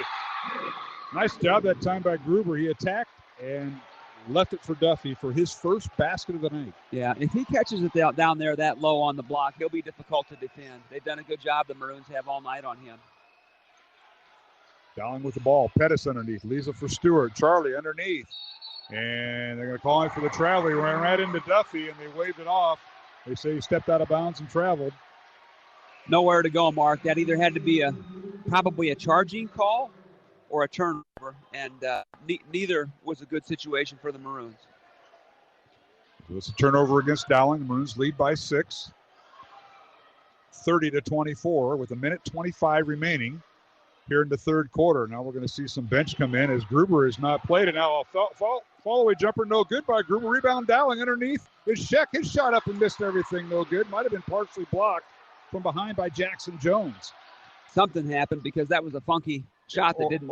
Or slipped out of his hands. Right. Didn't touch the rim. Yep. Dowling by 6. Minute to play. And now Duffy with it, left block, going against Jalen Pettis. And ball goes off the hands of Duffy. They say it went off of Pettis last. So it'll be Dowling, or be Council Bluffs Lincoln basketball. Now they bring in the reserves. Etienne Higgins checks in, the freshman, number 20.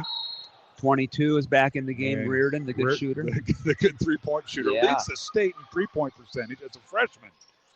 Now here's Gruber underneath. Leaves it for Duffy. Reverse layup good. And Jalen Pettis lost track of him. And Duffy now with his first 4 points here in the last minute for Council Bluffs Lincoln after starting. And the Lynx trail by 4 with 40 seconds to play here in the third quarter. Yeah, Jalen Pettis was off trying to help on dribble penetration by Gruber there. And as you say, just lost track of where the big fella was.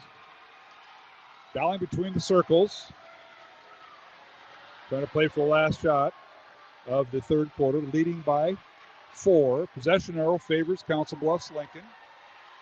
Abraham Lincoln crowd is causing some distraction. A lot of noise here late in the third quarter. Now whistle and a foul called as Davis Scheck with the basketball, and the Maroons are going to call a timeout, I believe. Well, are they? Or was Coach Steele King? Yeah, it looks like he is. This be a no fouls on Reardon, his first. Wait a second. No, there's no foul. There's no timeout called. Yeah, there was. Oh, bye. Yep, Clay wanted a timeout, and now I think the officials are getting together to work it out. No. And no timeout. No. Okay. Council Bluffs Lincoln. Hold on. Council Bluffs Lincoln went to their bench. Yeah. Dowling went to theirs. I thought Clay asked him for time. Yeah. And they just got the the foul was on number 22, and that was Griff Reardon. And that's what Clay was asking for. Please call that foul. There's body contact. So both teams with 3 fouls each. 10 seconds remaining in the third quarter. Dowling by 4. Now they inbound the ball to Coppola. Across the timeline he goes. Gets it to Carson Brown. Carson had the ball poked away, gets it back. Here's Scheck. He'll launch the 3 up and off the back iron, no good. Tipped by Marr, and it's no good. And we've come to the end of the third quarter with the score. Dowling Catholic 30, Council Bluffs Lincoln 26, along with Steve DeVinny. I'm Mark Amadale here on the Iowa Catholic Radio Network. 60 Seconds with Archbishop Fulton J. Sheen. Peace be to you. Now, there actually is such a thing in the world as authoritarianism. It is communism. What is the essence of authoritarianism? Well, I would say it was threefold. First, it subjects the mind to dogmas. 2, it makes fear the basis of obedience. 3, it destroys freedom of thought. Now, the church has none of these qualities. It could not have them. Because remember that our blessed Lord lived in the midst of authoritarianism. The people among whom he moved were under the power of the Romans. Furthermore, all of the Pharisees were authoritarian. So when, therefore, our blessed Lord founded his church, naturally, he made it a bulwark against all forms of authoritarianism. The people you know and trust are on EWTN.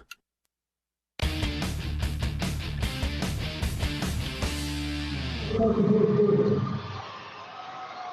we're back here at the Council Bluffs Lincoln Gymnasium alongside Steve DeVinny. I'm Mark Amadale. We're underway here in the fourth quarter. Dowling with the lead 30-26 over Council Bluffs Lincoln. The Lynx have the ball first. They go left to right in front of us, the home team. And we're in the home white uniforms, blue numbers, and now traveling called again. Jackson Jones with the travel. You asked me between quarters to go look for a score. Johnston, Norwalk. Winner of this game plays the winner of that game on Tuesday. Mm-hmm. At the end of the third quarter, Norwalk 35, Johnston 31. That's the end of 3. Yeah. Okay.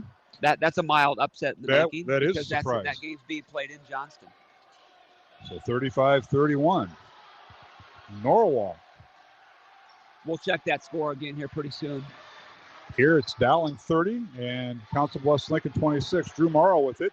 At the left elbow, kicks it back out. They've done a nice job on Marr tonight.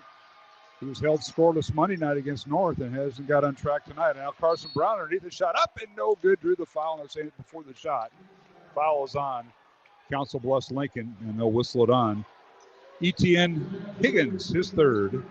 And Steve, you got to look at some of the, well, I'll give you a chance here to total up your numbers as in that third quarter. 3 for 9 by the Maroons. Council Bluffs Lincoln outscored Dowling 10-9. Now the Maroons inbound the ball. Shot up.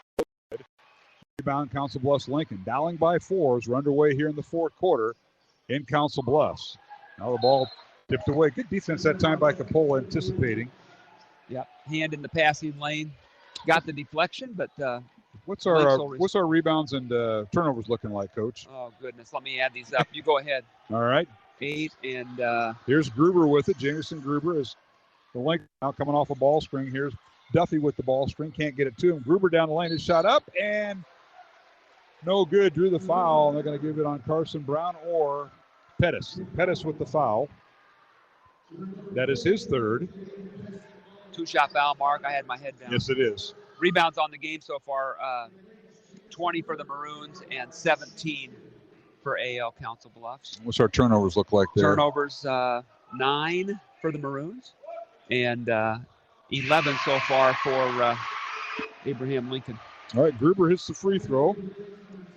That's our first point of the fourth quarter.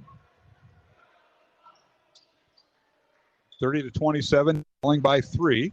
The winner plays the winner of the Norwalk-Johnston game on Tuesday night, as Steve mentioned. Second free throw good by Gruber. It's now a 2-point Dowling lead. Hostile environment, Mark. Fourth quarter, 2-point lead for the Maroons. They're going to have to execute, not turn it over, and they're going to have to make some shots here late tonight. Yeah, Drew Marl held scoreless tonight. And now we've got a timeout called by Dowling. The Maroons want to reset. This will be a full timeout. We'll take it with them. 6:47 left, fourth quarter, and it's Dowling 30, Council Bluffs Lincoln 28 from Council Bluffs Lincoln High School in Council Bluffs. You're listening to the boys' sub-state semifinals on Iowa Catholic Radio. Thought of the day with Monsignor Frank Bagnano. Your heart, your life, and mind have a deep capacity for limitless, infinite, pure, irrevocable love. No human being can satisfy that yearning. Only God can fulfill it with His gentle, infinite, unconditional, eternal love. Human interpersonal relationships are great gifts from God. We need the love of others, but we must keep God at the center. We must look to God for that deep peace and happiness and security that only God can give us, and not expect all of that from somebody else, because they're just limited and imperfect human beings. Only God is perfect. Humans are not. In daily, peaceful prayer, God continues to fill that capacity in me, to keep me filled with His joy and love. He will make everything else in your life work out just fine. Keep God at the center. That is today's Thought of the Day.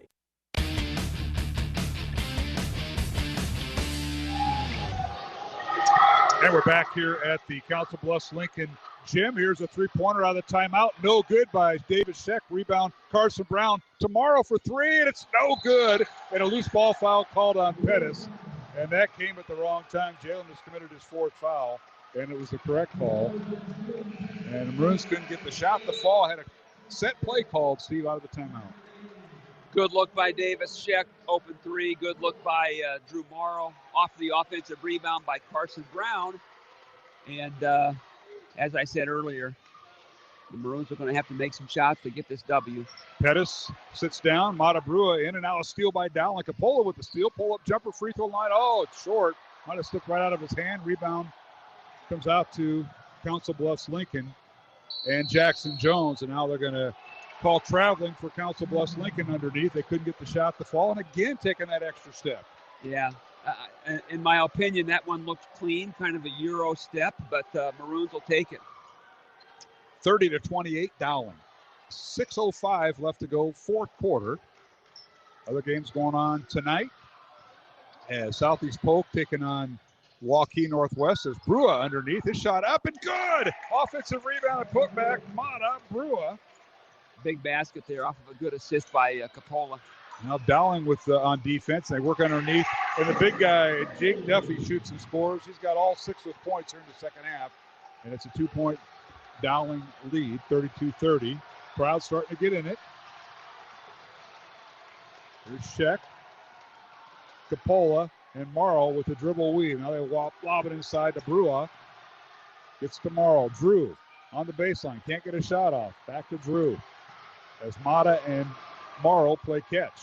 Good patience by the Maroons so far in this possession. There's Carson Brown behind the back. Spins in the lane. Shot up and short. The rebound comes out to J.R. Kanosk and Council Bluffs Lincoln. A chance to tie for the Lynx. They get it underneath. And a shot by Kanosk, no good. And a whistle and a foul on Dowling. This will be on Mata Brua. Yeah, good foul there by Brewer because it was up until the point he got there, it was sort of an uncontested layup there. Make him earn it at the line. That's the sixth team foul on Dowling. 9 of 14 is Council Bluffs Lincoln at the free throw line. And the first free throw in and out, no good by J.R. Canas. 57% free throw shooter on the year. Dowling tonight 2 of 3 at the line. As the big guy, Jake Duffy for Council Bluffs Lincoln, sits down, the 6'8 senior. And he's replaced by the freshman. Second free throw good. And it's 32-31, Dowling by 1 as Jaden Calabro checks in for the Lynx. He'll replace J.R. Canas. Dowling with the ball, leading by 1 at the 5-minute mark here in the fourth quarter. Mark Amadale, Steve Devaney tonight here in Iowa Catholic Radio. Boys sub-state semifinal rather. The winner plays Tuesday night against the winner of the Norwalk-Johnston game going on right now in Johnston. Dowling with the ball. Here's Marr, left wing, looking inside to Mata Brewer. Can't get it to him. Excellent patience so far, once again, by the Maroons. No panic. Marr with it. They defend him. That's Gruber on him. The Brewer now backdoor cut, and Coppola can't get a shot off. Now underneath the Sheck, reverse layup up. No good, drew the foul. And they'll whistle on Jackson Jones. Nice move that time by Davis Sheck. He attacked the glass. Yeah, that was a good backdoor cut. The defender was thinking that he was going to go out over the top of the screen on the perimeter, and instead he got backdoor and was able to draw the foul. So free throws coming for Davis Sheck. Davis tonight with 6 points on a pair of three-pointers. First free throw is good. Other games going on has Council Bluffs Cedar Rapids Jefferson, at the Valley. And as the second free throw is good by Sheck. Dowling now leads by 3, 34-31. And it's Hoover at Ankeny Centennial. Other games have Sioux City West at Ankeny and Waukee at Sioux City East. Those are the other sub-state teams involved in CIML schools. And down the lane, a shot by Jamison Gruber, good. Looked like the sea parted there for him. And he has now scored his 11th point. And it's 34-31, Dowling by 1. Underneath, Coppola, his shot up, good. Went right around his defender, the freshman Etienne Higgins with a nice move. So Coppola with his 4th point. Morrow with the miss, but a great offensive rebound to keep that possession alive. Dowling by 3, and now it's tied as a three-pointer by Jackson Jones from the top of the key is good. That's his first 3 of the night. And we're tied at 36 with 3.5 minutes to go, and Dowling will call a timeout. Timeout Maroons, tied at 36 here in the fourth quarter with 3.5 remaining. Along with Steve Devaney, I'm Mark Amadale on Iowa Catholic Radio. Support for Iowa Catholic Radio is provided by Ashworth Vision Clinic. Complete eye exams, contact lenses, glasses, glaucoma testing, and pre- and post-operative care. 515-440-4610. AshworthVision.com. Support for Iowa Catholic Radio is provided by Construction Professionals. Construction Professionals does remodeling and new construction. Construction Professionals is a Catholic family business built on a strong foundation. CPCustomHomes.com. Thank you, Construction Professionals, for supporting Iowa Catholic Radio. Support for Iowa Catholic Radio is provided by Dental Associates, addressing your smile needs and dreams. 515-225-6742. Des Moines-DentalAssociates.com. Thank you, Dental Associates, for your support of Iowa Catholic Radio. Support for Iowa Catholic Radio comes from Mercy One, your expert circle of personalized care for all your health needs. With more care locations than anyone, your best life is their one purpose. Find your doctor at mercyone.org.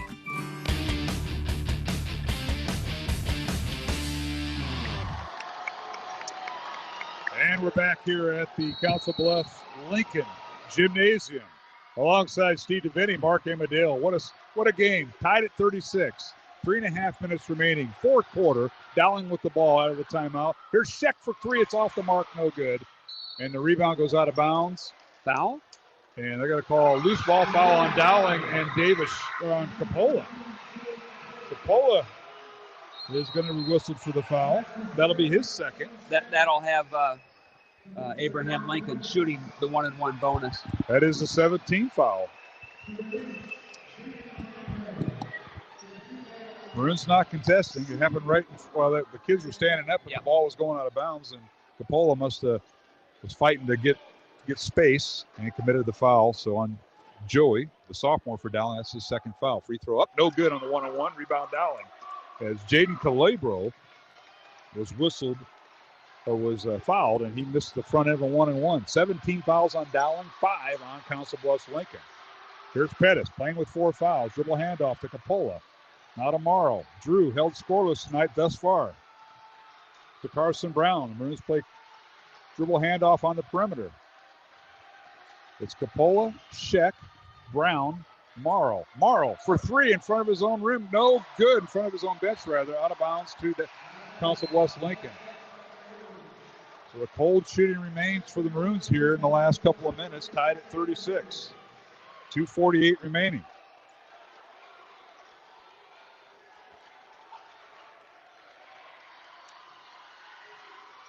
The Lynx now in the front court. This is Jamison Gruber, their leading scorer. They get it under the right side to Jake Duffy. Nearly lost it. Now in the corner goes to Jackson Jones. He's coming off a ball screen. Stops the free throw line. Can't get a shot off. Now they give it to Gruber. Guarded by Carson Brown. Gruber in the lane. His shot up. No good. And the rebound by the freshman Higgins. And we got a timeout called by Council Bluffs Lincoln. And that'll be a 30-second timeout. We will keep it here with 2:25 remaining. And tied at 36. And timeouts, see, they don't post the timeouts here on the scoreboard. But I thought I saw it here earlier, Mark. Gosh darn it. I didn't think so. Okay. But that's all right. We'll go with the possession arrow favors Dowling. And we want to mention our supporters of Iowa Catholic Radio. They've been with us all season long. Ashworth Vision Clinic, Construction Professionals, and Dental Associates. Well, thanks to Tom Wilson for sitting in with us at halftime. Glad we could bring that topic up with soft hands by his defensive lineman. I was surprised you were still up here when that got over with. Oh, boy. Happened. Tom with plenty of praise for his first-team All-State defensive tackle. No question. Thanks to all the folks here at Council Bluffs Lincoln tonight. Jeff Novotny, the athletic director. Now Dowling with the turnover as the Lynx throw it away. Good defense. No ball fake by the Lynx, and Drew Morrow got a hand on it. Certainly did. And now across the timeline, Coppola coming off a ball screen by Pettis. In the corner goes to Morrow. Drew back to Coppola. Won't shoot the 3. Now dribble drives, leaves it for Morrow. Good defense by the Lynx. And good patience by the Maroons, both sides. Yep. Carson Brown with it, tied at 36. 2 minutes to play here in the fourth quarter. The winner advances to Tuesday night boys sub-state final against either Johnson or Norwalk. Sheck dribbles at the free throw line. Can't get a shot off. Now back to Morrow. Council Bluffs Lincoln fans and student body doing a great job. And now whistling a foul on the Lynx. This will be on Etienne Higgins, the freshman, now with 4 fouls off the bench for the Lynx. And that is team foul number 6 on Council Bluffs Lincoln. Yeah, both teams will be shooting bonus from here on out, Mark. All right, Coppola with it between the circles. Maroons will reset their offense. Coppola, Sheck, Carson Brown, Jalen Pettis. And now in the lane, pull-up jumper turnaround shot, good by Davis Sheck. Nice move that time. And the Maroons take a 2-point lead, and Sheck with his 10th point. All right, back comes the Lynx. Gruber leaves it for Duffy. Underneath against Pettis. It's stolen away by Coppola. Bad pass by Duffy. Tried to hit his cutter, and Dowling leads by 2 with 65 seconds left in the fourth quarter. The Maroons now will go to the free throw line on any foul, and there's the first one. Foul will be on Etienne Higgins, and he just fouled out with 1 point with 1 minute and 3 seconds remaining. The first casualty of the ball game is on Council Bluffs Lincoln. Front of the 1-on-1, Carson Brown. Yeah, no, that's probably an ill-advised foul there by the Lynx because still over a minute to play. Maybe see if you can get a steal, but Carson Brown, good free throw shooter, needs to hit the front end. And the first free throw, good. Nothing but the bottom of the net for Carson Brown. Mark, the thing about these kids that play multiple sports, Carson's a great football player. He's been in these wars. He knows this environment. It makes a huge difference. 8 points for Brown. Second free throw up, good. 9 points for Carson Brown. Dowling's lead is 4 with a minute to play here in Council Bluffs. Number 3 seed Dowling, number 2 seed Council Bluffs Lincoln. Now a shot in the lane, no good by Gruber. Not sure if that foul's on Carson or if it's on Jalen Pettis. It's on Pettis, and he is just fouled out. So Pettis will foul out with 7 points, all in the first half. That's too bad. He becomes the second casualty of the contest with 55 seconds remaining here in the fourth. Jalen thought the foul maybe was on Carson Brown. He was surprised that he fouled out. He thought he only had 4 fouls. And Carson would be glad to do that. That would be his third, but it wasn't. It was on Pettis. And now free throws coming for Gruber, who is 5 out of 6 the line tonight. First free throw up, no good. This is a 2-shot foul. Team foul number 8 on Dowling. Maroon's got a box out here, Marr. 17 fouls on Council Bluffs Lincoln.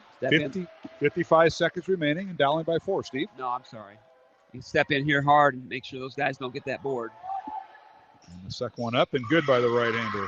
Full court pressure here now by the Lynx for the first time tonight.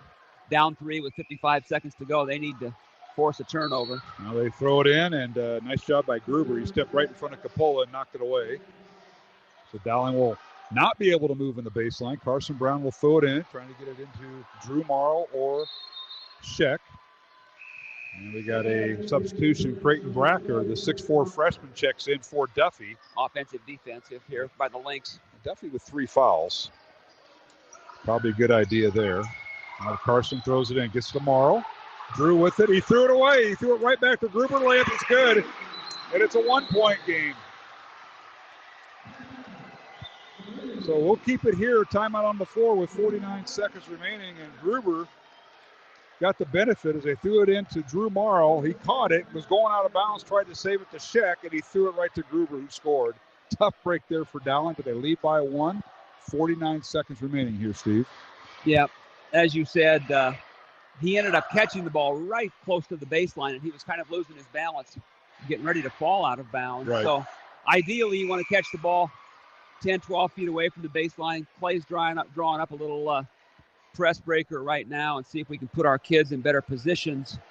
But with a 1-point lead, assuming that the Lynx don't get a steal, they will have to foul us again, and hopefully the Maroons can step up and knock it in like Carson did just a minute ago. Gruber now with 14 points with that last basket for the Lynx. He is their leading scorer, averaging 19. They're going to see full court pressure again, and Gruber will be at the top of the press. He'll hound Carson Brown, who will throw it in. 49 seconds remaining. Dowling by 1 here in the fourth quarter in Council Bluffs. What a game this has been. Great crowd, great environment. Want to see this. Brown will inbound it. Running on the baseline. Looking, gets it to Scheck. Davis nearly had it go off his shins. Now he gets to Coppola. It's a 2-on-1 fast break and a backcourt foul on Jamison Gruber. That'll be his second. And free throws coming for Dowling. Leading by 1 with 44 seconds remaining. And it'll be Coppola going to the line for a 1-and-1. Davis Scheck came out of nowhere there as a press reliever, and they were able to inbound the ball to him. Got it to Coppola as he cut down the court, and this is a huge front end here for the sophomore. All right, Coppola eyes the bucket. And the free throw, good. Nothing but the bottom of the net. For Joey, that is his 5th point. It's a big free throw, Mark. Huge free throw for the sophomore. Tonight's game on Iowa Catholic Radio, brought to you in part by Ashworth Vision Clinic, Construction Professionals, and Devon Social. Second free throw, no good. Carson Brown nearly had the rebound, but it's swiped away by Jamison Gruber. Dowling by 2, 38 seconds remaining. Here's Gruber down the lane, can't get a shot off, leaves it for his big guy Duffy underneath the power dribble. He shot up and no good, and drew the foul. This might be on Mata Brua. We'll see. Or Carson Brown. They're going to get Mata for the foul. It's on Mata. Good foul, by the way, because 2-point lead. Make them earn it at the free throw line instead of a point-blank layup. And Duffy, a 64% free throw shooter on the year, misses the first free throw. He has 6 points. It was his first free throw of the night. 31 seconds remaining, Dowling by 2. Coach Isaacson in his 10th year here at Council Bluffs Lincoln, going offense-defense. Second free throw by the right-hander. Missed everything. It'll be Dowling basketball with 31 seconds remaining, and they'll put Tyler Costello in at defense, and they'll take out the 6'8 center, and Costello at 6'1 replaces 6'8". Very, very critical for the Maroons to get this ball in safely. Up 2 with 31 seconds to go. All right, Dowling inbounds the ball. Gruber face guarding Carson Brown. They get it to Marr. Drew double teamed in the corner. Keep it. And Dowling calls timeout. Clay Field King on the other end gets the trail official or the lead official, and this will be a 30-second timeout. Yeah, I think the Maroons still might have one timeout after this, I think. We'll keep it here with 27 seconds remaining. Dowling by 2, 41-39 here on Iowa Catholic Radio. And reminder, the winner of this game plays the winner of the Norwalk-Johnston game Tuesday night. And it's scheduled for Atlantic, but if Dowling wins, it'll probably be moved to the greater Des Moines area. If Council Bluffs Lincoln wins, it will be in Atlantic on Tuesday night. Other games going on, Southeast Polk is at Waukee Northwest. The winner of that game will face the winner of the Urbandale and Indianola game going on in Indianola tonight. And that matchup in Substate 7 will be at Des Moines Lincoln Friday night. Other games has Council Bluffs Jefferson at Valley. The winner of that game will meet the Marshalltown Cedar Falls winner on Tuesday night. What do you got, Steve? Johnston came back in the fourth quarter, beat Norwalk 60-49. Wow, what a fourth quarter, because it was 35-31. 35-31 Norwalk going into the fourth quarter. So that was a 25-point fourth quarter for Johnston to defeat Norwalk. 25-18 in that fourth quarter. Unbelievable. Now Dowling throws the ball. Drew Morrow catches it at half court. There's a collision there. Ball goes out of bounds. And they award the ball to Dowling. And now the Maroons inbound the ball. And Davis Scheck is fouled by J.R. Canas. Looks like Capola will be the shooter, Mark. And it is Capola. Thank you. Front end. So Joey tonight 1 of 2 at the free throw line. 41-39 Dowling. Substitutions are coming in. Offense, defense for the Lynx. 22 seconds remaining. Dowling by 2, and Al Capola. This is the 19th foul on Council Bluffs Lincoln. His first free throw, no good off the back iron. A rebound out to Jackson Jones and Council Bluffs Lincoln with 15 seconds remaining, and the Lynx want a timeout. We'll keep it here. 41-39, Dowling by 2. The Lynx have it with 16 seconds remaining. And Steve DeVinny, it's coming down to the final possession, at least in regulation. I suppose, honestly, as we anticipated, right, Mark? We hoped that the Maroons, before the ball game started, would give a good effort like they have all year. We haven't been disappointed. No. Neither team has shot great from the free throw line. Colin Clark's going to check in for defensive purposes. Drew Marr will take a seat on the bench with 16 seconds to go. And could have maybe salted away or at least made it a 2-point possession with those, or 2-possession game with those free throws. But now the Maroons will have to rely on their defense. Interesting to see here if the Lynx will try to get a straight line drive to the hoop and get this thing tied, or if maybe they'll run a special and try to do maybe a special and try to get a 3-point field goal. But my guess is they'll probably try to get something, the 2-man game, maybe a pick and roll with the 6'8" Duffy. But you know that the ball's probably going to be in the hands of Jamison Gruber, their leading scorer.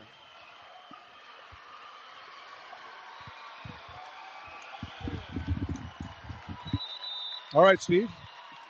Lynx inbound the ball. They're going to get in the hands of Jamison Gruber. That is their leading scorer. 13 seconds remaining, guarded by Carson Brown. His shot up and rolls off the rim. No good. Brown with the rebound and a foul in the backcourt on the Lynx. And Carson Brown will go to the free throw line with 7 seconds remaining. Dowling by 2, and the Maroons are 7 seconds away from punching their ticket. There's and we got the Morrows in front of us. We have the Fabers. We have Coach Nizzi. We have the Odies, who kind of disowned you in Beaverdale for whatever. Yeah. Oh, yeah, you moved out of Beaverdale. That's right. We have a lot of folks in front of us. Come on, Carson Brown at the free throw line. He'll have 2, Mark. He'll have 2. That's right. That is the 10th. That's the 10th foul. Foul. This one's critical. 10th foul on Council Bluffs Lincoln. If you make this one, the worst you can do is an overtime. Dowling has 9 fouls, and now a timeout call. We're going to keep it here. Timeout called by Council Bluffs Lincoln, maybe to ice Carson Brown. 41-39, Dowling by 2. The winner will meet Johnston. who had an unbelievable fourth quarter, Steve. They came from behind and defeated Norwalk 25-18 in the fourth quarter, as Johnston defeated Norwalk 60-49, and they advance to play the winner of this game. Yeah, no surprise, really. Norwalk must have played very, very well for three quarters, but Johnston has all those experienced players from that team that got second in the state last year to Waukee, so not shocked that they would come back. Back to this game here, Gruber had a great look at the rim. Carson Brown with unbelievable defense. I thought maybe he could have fouled Gruber. Nothing was called. Officials letting the players decide the outcome, and then Brown was able to grab the snare of the rebound and was instantly fouled there. So he'll have one more free throw with 7.1 seconds to go. If you knock this down, then probably the worst that you can do would be in overtime if AL is fortunate enough to knock down a three. But this is a big one. It certainly is. And now the team's back on the floor. Stand corrected. Johnston outscored Norwalk 25-14 in the fourth quarter to win it. The winner will meet Johnston. For Dowling, could be for the third time. Carson Brown, second free throw up. Good! That's big, Mark. That's huge. Maroons by 3. Token pressure in the backcourt. Token pressure. This is Gruber with it, guarded by Brown. Step back three for the tie. It's up and off the mark. No good. Wins it. The Maroons are going to the sub-state final. 42-39 the final. Can you believe it? On the road against the number 8 team in the state, and they swipe the second game in a row from Council Bluffs Lincoln. And they'll face Johnston, Dowling and Johnston for the third time Tuesday night at a site to be determined near Des Moines. How about that, Steve? Mark, AL Council Bluffs coming into the ball game had a record of 15-5. They were on their home floor. But I've said all along, and we've talked about this on air, the Maroons, based on the conference they play in the CIML, it's an absolute battle every night, the physicality, and the Maroons have been practically in every game they've played all year. So this should not be a surprise that they would come over here and play like men and come away with a great win like this. Congratulations to head coach Clay Thielking in his first year at Dowling. Replaced Michael Connor last spring, and he's got the Maroons to the sub-state final with the win. 42-39 Dowling.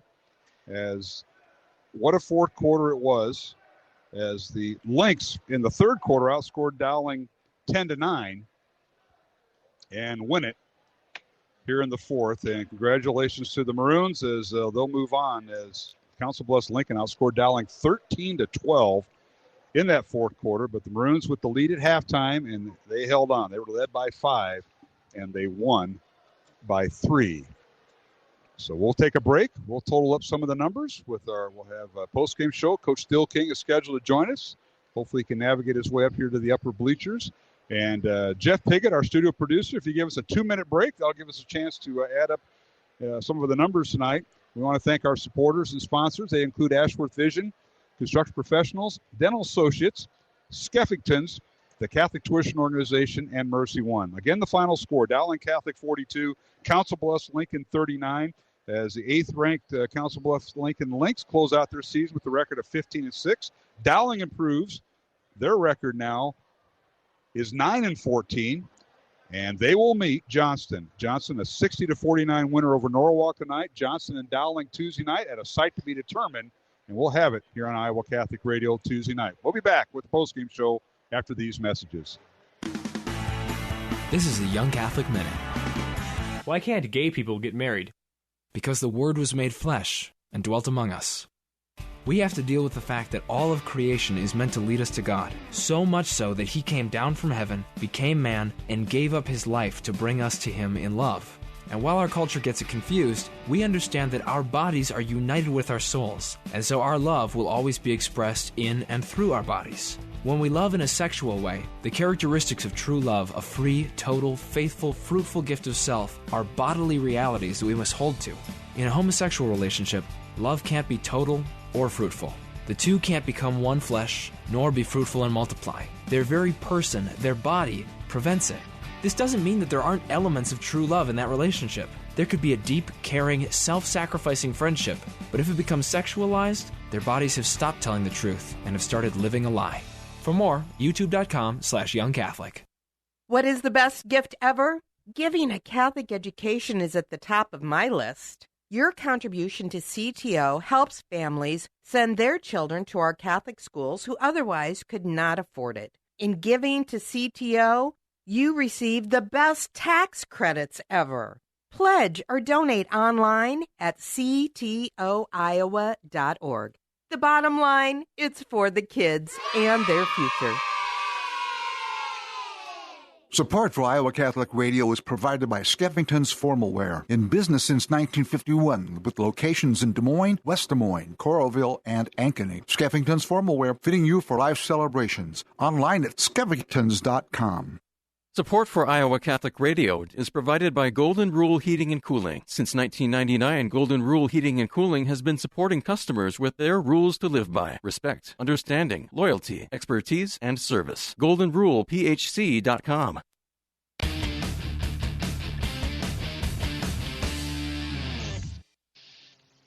And we're back here at the Council Bluffs Lincoln Gymnasium alongside Steve Deviney. I'm Mark Amadale. Final score tonight: the Dowling boys advance to the sub-state final with a 42-39 win over Council Bluffs Lincoln.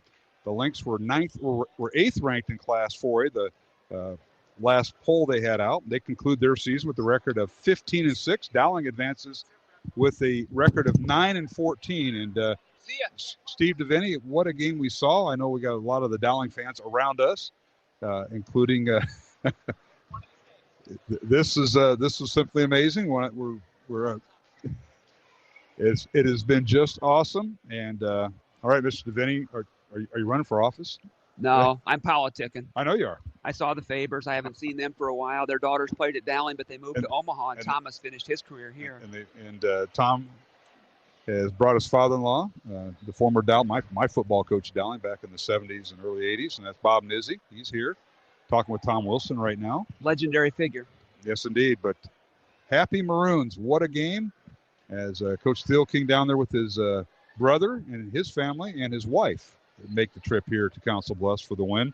And, Steve, I know you're still going through the numbers, so I think I got all the totals in for scoring, so I'll do that while you total up our final numbers. And we may have to give Coach Steele King directions to the upper balcony here at Council Bluffs Lincoln. So we'll start with Dowling. The visitors on the scoreboard, the Maroons with the win, 42-39. Dowling was led by Carson Brown and Davis Scheck, both with 10 points each. 6 points off the bench for Charlie Stewart, all in the first half. 7 points for Jalen Pettis before he fouled out with 55 seconds remaining in the fourth quarter.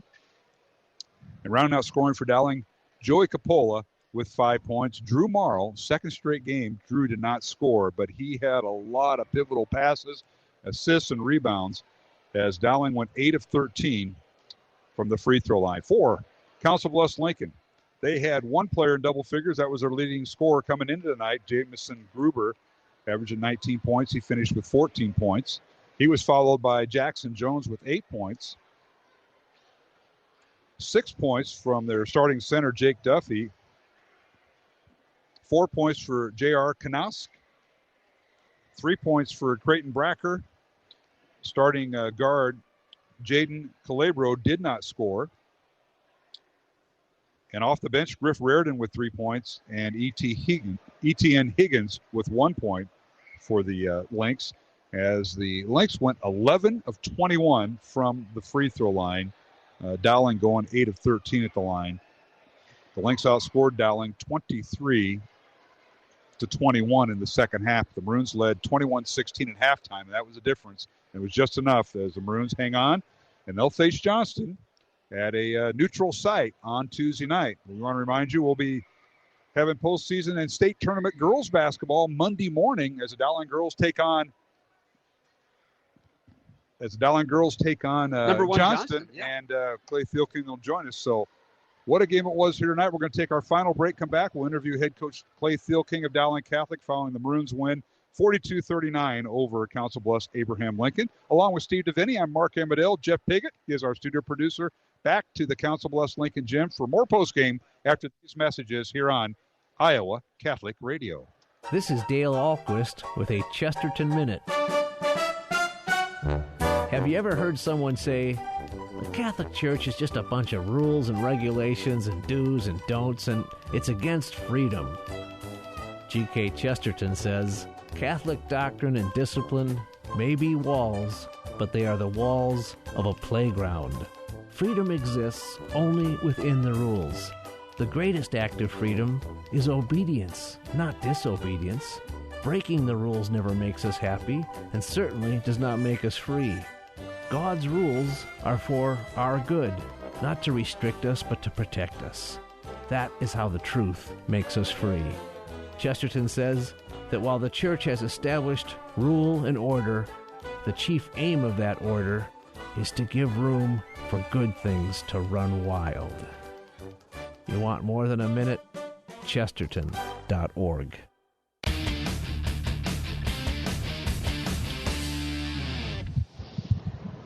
And welcome back to the Council Bluffs Lincoln Gym here in Council Bluffs, Iowa, alongside Steve DeVinny, Mark Amadale. Final score, Dowling boys winning their sub-state semifinal game. Dowling 42, Council Bluffs Lincoln 39. And with that, the Dowling boys will move on to Tuesday night, and they'll face their arch rival and conference rival, the Johnson Dragons. Johnson, a 25-14 rally in the fourth quarter, and they defeat Norwalk 60-49. So it's Johnson and Dowling Tuesday night. Let's talk about tonight. Clay Thielking joins us here on the post-game show. And Coach, congratulations. What a job by your team in a very hostile environment. And your kids came ready to play, got off to a nice lead in the first half, and just, did enough in the second half to come away with the victory. Yeah, they did a really good job. They showed a lot of toughness. It wasn't pretty. We didn't shoot it real well, but they found a way. Thought they kept their composure pretty well down the stretch. We got a little weird with that full court press late, but made enough plays and enough free throws to get it done. I thought that last defensive stand was pretty good. That's a tough shot that Gruber's capable of making, but we made him shoot a tough one, and we're fortunate it didn't go in. What were some of the keys going in with this Council Bluffs Lincoln team? Obviously, they don't have Josh Dix from the first time you played him back in December. What are some of the things you were keying on? And obviously you want to take care of what Dowling does best, but what were some of the things that went into this game? Yeah, our focus was on Gruber and Jones, so 3 and 21. Staying attached to them. Gruber's going to get his shots off. He'll score. Just try to make things hard on him and not let Jones get loose from the three-point line and make other guys beat us. Their other guys are certainly capable, but we wanted to try to take those two out of the mix as much as we could. And our guys did a pretty good job of it. I mean, we held them to 39 points in their own gym, and you can't complain about that. As far as the offensive end, just run our stuff and make shots. And we didn't do a great job of making shots, but we made enough. Well, and you defended, and they come in averaging 66 points a game and giving up 49.5, and you didn't even get close to that. It was a low-scoring game. I think it surprised a lot of people that were around us.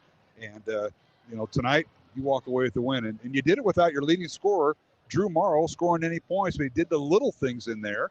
And I know he's struggling with the shooting right now, and I think some of that could be a little bit mental because Drew's type player, he just doesn't get back on it. But he remembers the team concept, and he showed that tonight with some of the things he did and distributed the ball, where Carson Brown and David Scheck both with 10 points each. Yeah. He didn't score. He affects the game in other ways. He gets a lot of attention. Obviously we're well scouted at the end of the year, and nothing will be easy, and I got to do a better job of maybe getting him some easy looks early to get him going.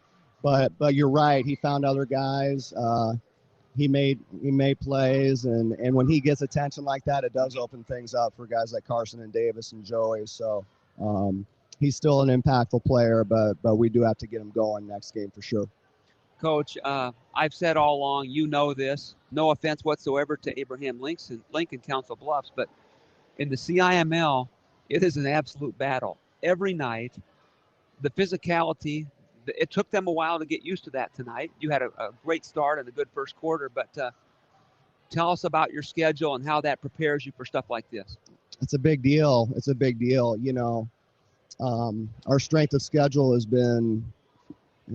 probably, I don't know, it's got to be the best near the top. I know a couple of weeks ago it was the number one in the state. And we've taken some lumps, and it's hard to lose and learn from losing as much as we have. But the guys have trusted, and they knew that those games and playing that level of competition would pay off. And I really think it did tonight. We didn't flinch. Our guys weren't deer in headlights. It wasn't too much for them. And I do credit our schedule for that. We've been in tough environments before against high-level teams, and our guys they didn't look rattled. They did a really good job. So that strength of schedule certainly paid off tonight.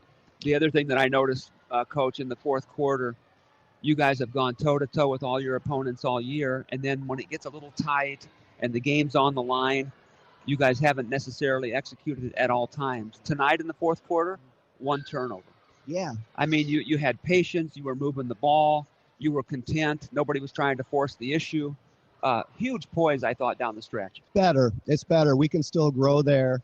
But you're right, Steve. I think that's improved a lot. We tend to over-dribble a little bit when we get into those situations. I think at times we did tonight. But we had a few possessions that early in the season, I think we would have forced up a tough one. And tonight, they were just longer possessions that we ended up getting something out of. So there has been a lot of growth there. And it's never going to be perfect. I mean, you're playing against a team that guards it really well and makes it tough on you. And that crowd gets into it, and it's a different animal. But overall, I thought our guys did a tremendous job. The last thing I'll say, and give it back to Mark, but Davis Sheck hit a big 3 in the corner across from your bench to start the fourth quarter. That was really the first wide open look that you guys had. They defended the 3-point line very well tonight, I thought. They did, absolutely. They're well coached. And they did. Nothing was easy. You're right. We didn't get very many clean ones. They did a great job guarding us for sure. Once again, visiting with Clay Fielking, the Dowling boys basketball coach, following Dowling's win, sub-state semifinal win on the road here in Council Bluffs as the Maroons defeat Council Bluffs AL 42-39. Dowling will move on to Tuesday night, 7 o'clock, at a site to be determined against Johnston. Coach, you're taking on your conference rival, a team you played twice this year. Last game was a very scrappy game, and I expect that Tuesday night. Johnston escaped, and I use the word escape. That is the word that fits because they defeated Norwalk 60-49 only by having a 25-14 rally in the fourth quarter because they trailed going into the fourth quarter 35-31. So that's the type of environment, and Steve touched on a little bit, you can get any time. Number one versus an unranked team, and it'll be Dowling and Johnston. Your thoughts, just preliminary, for Tuesday night's matchup again? Yeah, it's going to be tough. Obviously they're loaded. They've got 2 of the better players in the state, and Kramer and Lewis. But our guys have obviously seen a lot of those guys twice this season. They got a lot of weapons. They surround those guys with shooters, and it's tough. But after our last game over there at Johnston, we talked about our only goal would be to get to the place where we could play them for a third time, just one more opportunity, and we've got an opportunity, and that's how we look at it. It's a great chance to go out and perform, and our guys will be ready, and we'll have to make some shots, and we'll have to make it tough on them, and but they have an opportunity in front of them that they've worked really hard for, and we'll try to make the most of it. Coach, congratulations. Thanks. We'll let you down there and enjoy with your fans, the players, the coaches, and your wife, and I think it's your brother is here. Made the trip. Brother-in-law and my sister. Yeah, your sister. Okay. A lot of family. Excellent, family, Coach, huh? So they got nothing better to do. We lead boring lives in the Fielking family. Friday night in Council Bluffs. Drive right? a couple hours for a high school basketball game. Hey, love the support. No, it's great. Love the win. Yeah. And you guys did it in front of a really, really hostile crowd in that fourth quarter. Yeah, it got loud. It got weird. I mean, it's tough. It's tough in here, and you don't have 30 timeouts. You got to kind of let it go a little bit, and our guys did a good job. Coach, thanks again. Yeah. We'll talk to you Tuesday night. See you there. Thanks, guys. Right. Safe trip back, Coach. Clay Fielking joined us here on the postgame show following Dowling's win tonight, 42-39. Steve, did you get your final stats in? Because I know I gave the scoring, and then Clay showed up. Yeah. And happy to do it, Mark. And if you want to go through that with your unofficial, but you're pretty close. I mean, you are in that investment business, so the numbers have got to be close, right? Well, here's the thing: as the game got tight, I turned into a fan. I don't have any chicken scratch notes for the last quarter and a half. No, I'm teasing. They were sitting in front of us. Yep. We had the Odies, the Fabers, the Nizzies, the Clarks. They were all in front of us. We had and the Marros. We had them all. But go ahead, Steve. Give us your unofficial numbers tonight. Final score again: Dowling 42, Council Bluffs, Abraham Lincoln 39. And Steve DeVinny with the unofficial statistics. Had you told me, Mark, the Maroons would win the game with 31% shooting, I might have questioned it. Once again, as Clay said, they didn't shoot it particularly well, but they made some big shots when they needed to. From beyond the arc, the Maroons tonight were only 2 out of 18. So to beat Johnston, to his point on Tuesday, probably going to have to do a little bit better than that, but survive and advance. AL Council Bluffs shot 32% from the field. Both teams' defense was outstanding. A lot of pressure in a game like this, and a lot of times these do turn into defensive battles. Rebounding totals, the Maroons had 26. Abraham Lincoln had 22. Turnovers. Maroons, as I told Clay on the air, only had 1 in the fourth quarter, finished with 10. AL had 4 turnovers in the fourth quarter and finished with 15. So the Maroons won the rebounding war, and they won the turnover battle. And most importantly, they won on the scoreboard. Great game tonight. Certainly was. Council Bluffs Lincoln only averaged 9 turnovers coming in, and Dowling forced that many on them. That's not in their range. They weren't used to that physicality. Boy, the Maroons are tough on defense. They played a tremendous job of defense tonight. No question. They held a team to 39 points, who came in averaging 66 throughout the year on their home court. Well, Steve, I appreciate you making the trip over here. Safe journey back, as I guess you and I and O'Hare are going to be driving separate going back. But we'll talk to you Tuesday night at a site to be determined. Dowling will face Johnston Tuesday night, folks. Tip-off 7 o'clock. We don't know where, because the original location was Atlantic, and they will not do that. They will not make Johnston and Dowling travel to Atlantic. That was in case Council Bluffs, who was the higher-seeded team, would happen to win. They would have played at Atlantic. But we'll find out. We'll get a note. And we'll know on Monday, because we'll have Monday morning basketball, girls state tournament basketball, Class 5A. It'll be Dowling and Johnston for the 3rd time. So the girls' game on Monday, the boys' game on Tuesday. So there you go, Steve. Yeah, what a great time of the year. Coach Wilson, when he was on the air, didn't mention the wrestlers, but that might have been the top team finish in the last 20 years for the Maroons. I think they finished 7th at the state tournament. Yeah, they were 6 or 7, I believe. You're right. They had an individual state champion, 2 runners-up, and 4th place finish. It was a great year for Dowling wrestling as well. It certainly was. Well, Steve, thank you for all you do. Appreciate you coming over to Council Bluffs. Safe trip home, and we'll talk to you Tuesday night. Hall of Famer, Mark Amadeo. Thank you, Steve. That'll wrap up our broadcast tonight. Jeff Piggott is our studio producer. Thanks to Jeff for all he did tonight. We appreciate having him on. And, of course, thanks to all involved with tonight's broadcast, especially the folks here at Council Bluffs Lincoln High School. Their head boys basketball coach, Jason Isaacson, had a chance to talk to him and about Josh Dix, the top scorer, the top basketball player in the state of Iowa, broken leg after 12 games. And we talked a little bit about what he has meant to the team, and he's in a support role, and he's here tonight. Matter of fact, standing right down there. So his recovery is going well, and that's what you hope for. He'll be at the University of Iowa next year as a freshman. Our thanks to Jeff Novotny, their athletic director, and, of course, everybody involved with the broadcast, including Clay Thielkin, the Dowling boys basketball coach, as the Maroons move on to Tuesday night, take on Johnston. Again, our next broadcast here on Iowa Catholic Radio will be this Monday morning. Jimmy Cataldo and I will bring you breakfast at Wells Fargo as Dowling takes on Johnston in girls basketball, first round of the Class 5A tournament, 9:45 pregame. Tip-off 10 o'clock. There'll be the very first game going on at Wells Fargo Arena in the girls' state basketball tournament, so hope you join us for that. Again, thanks to our sponsors and business underwriters here on Iowa Catholic Radio, as this is our 45th year of broadcasting Dowling Catholic sports here on Iowa Catholic Radio. Once again, the final score from the Council Bluffs Lincoln Gymnasium, Dowling Catholic 42, Council Bluffs Lincoln 39. The Lynx close out their season with the record of 15-6. Dowling improves to 9-14, and they'll take on Johnston for the 3rd time this year on Tuesday night. We'll have the game on Iowa Catholic Radio beginning at 6:45 with our pregame. So for everybody involved, including my broadcast partner, Steve DeVinny, this is Mark Amadale saying so long and good night from Council Bluffs as Dowling advances to the boys sub-state final on Tuesday with a 42-39 win over Council Bluffs Abraham Lincoln.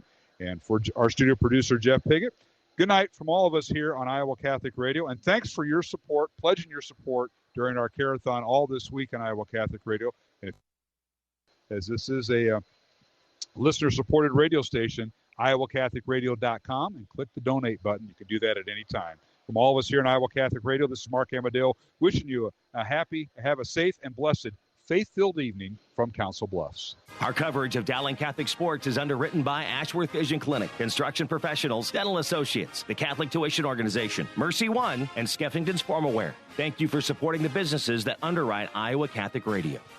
The proceeding has been a Dowling Catholic sports presentation on Iowa Catholic Radio.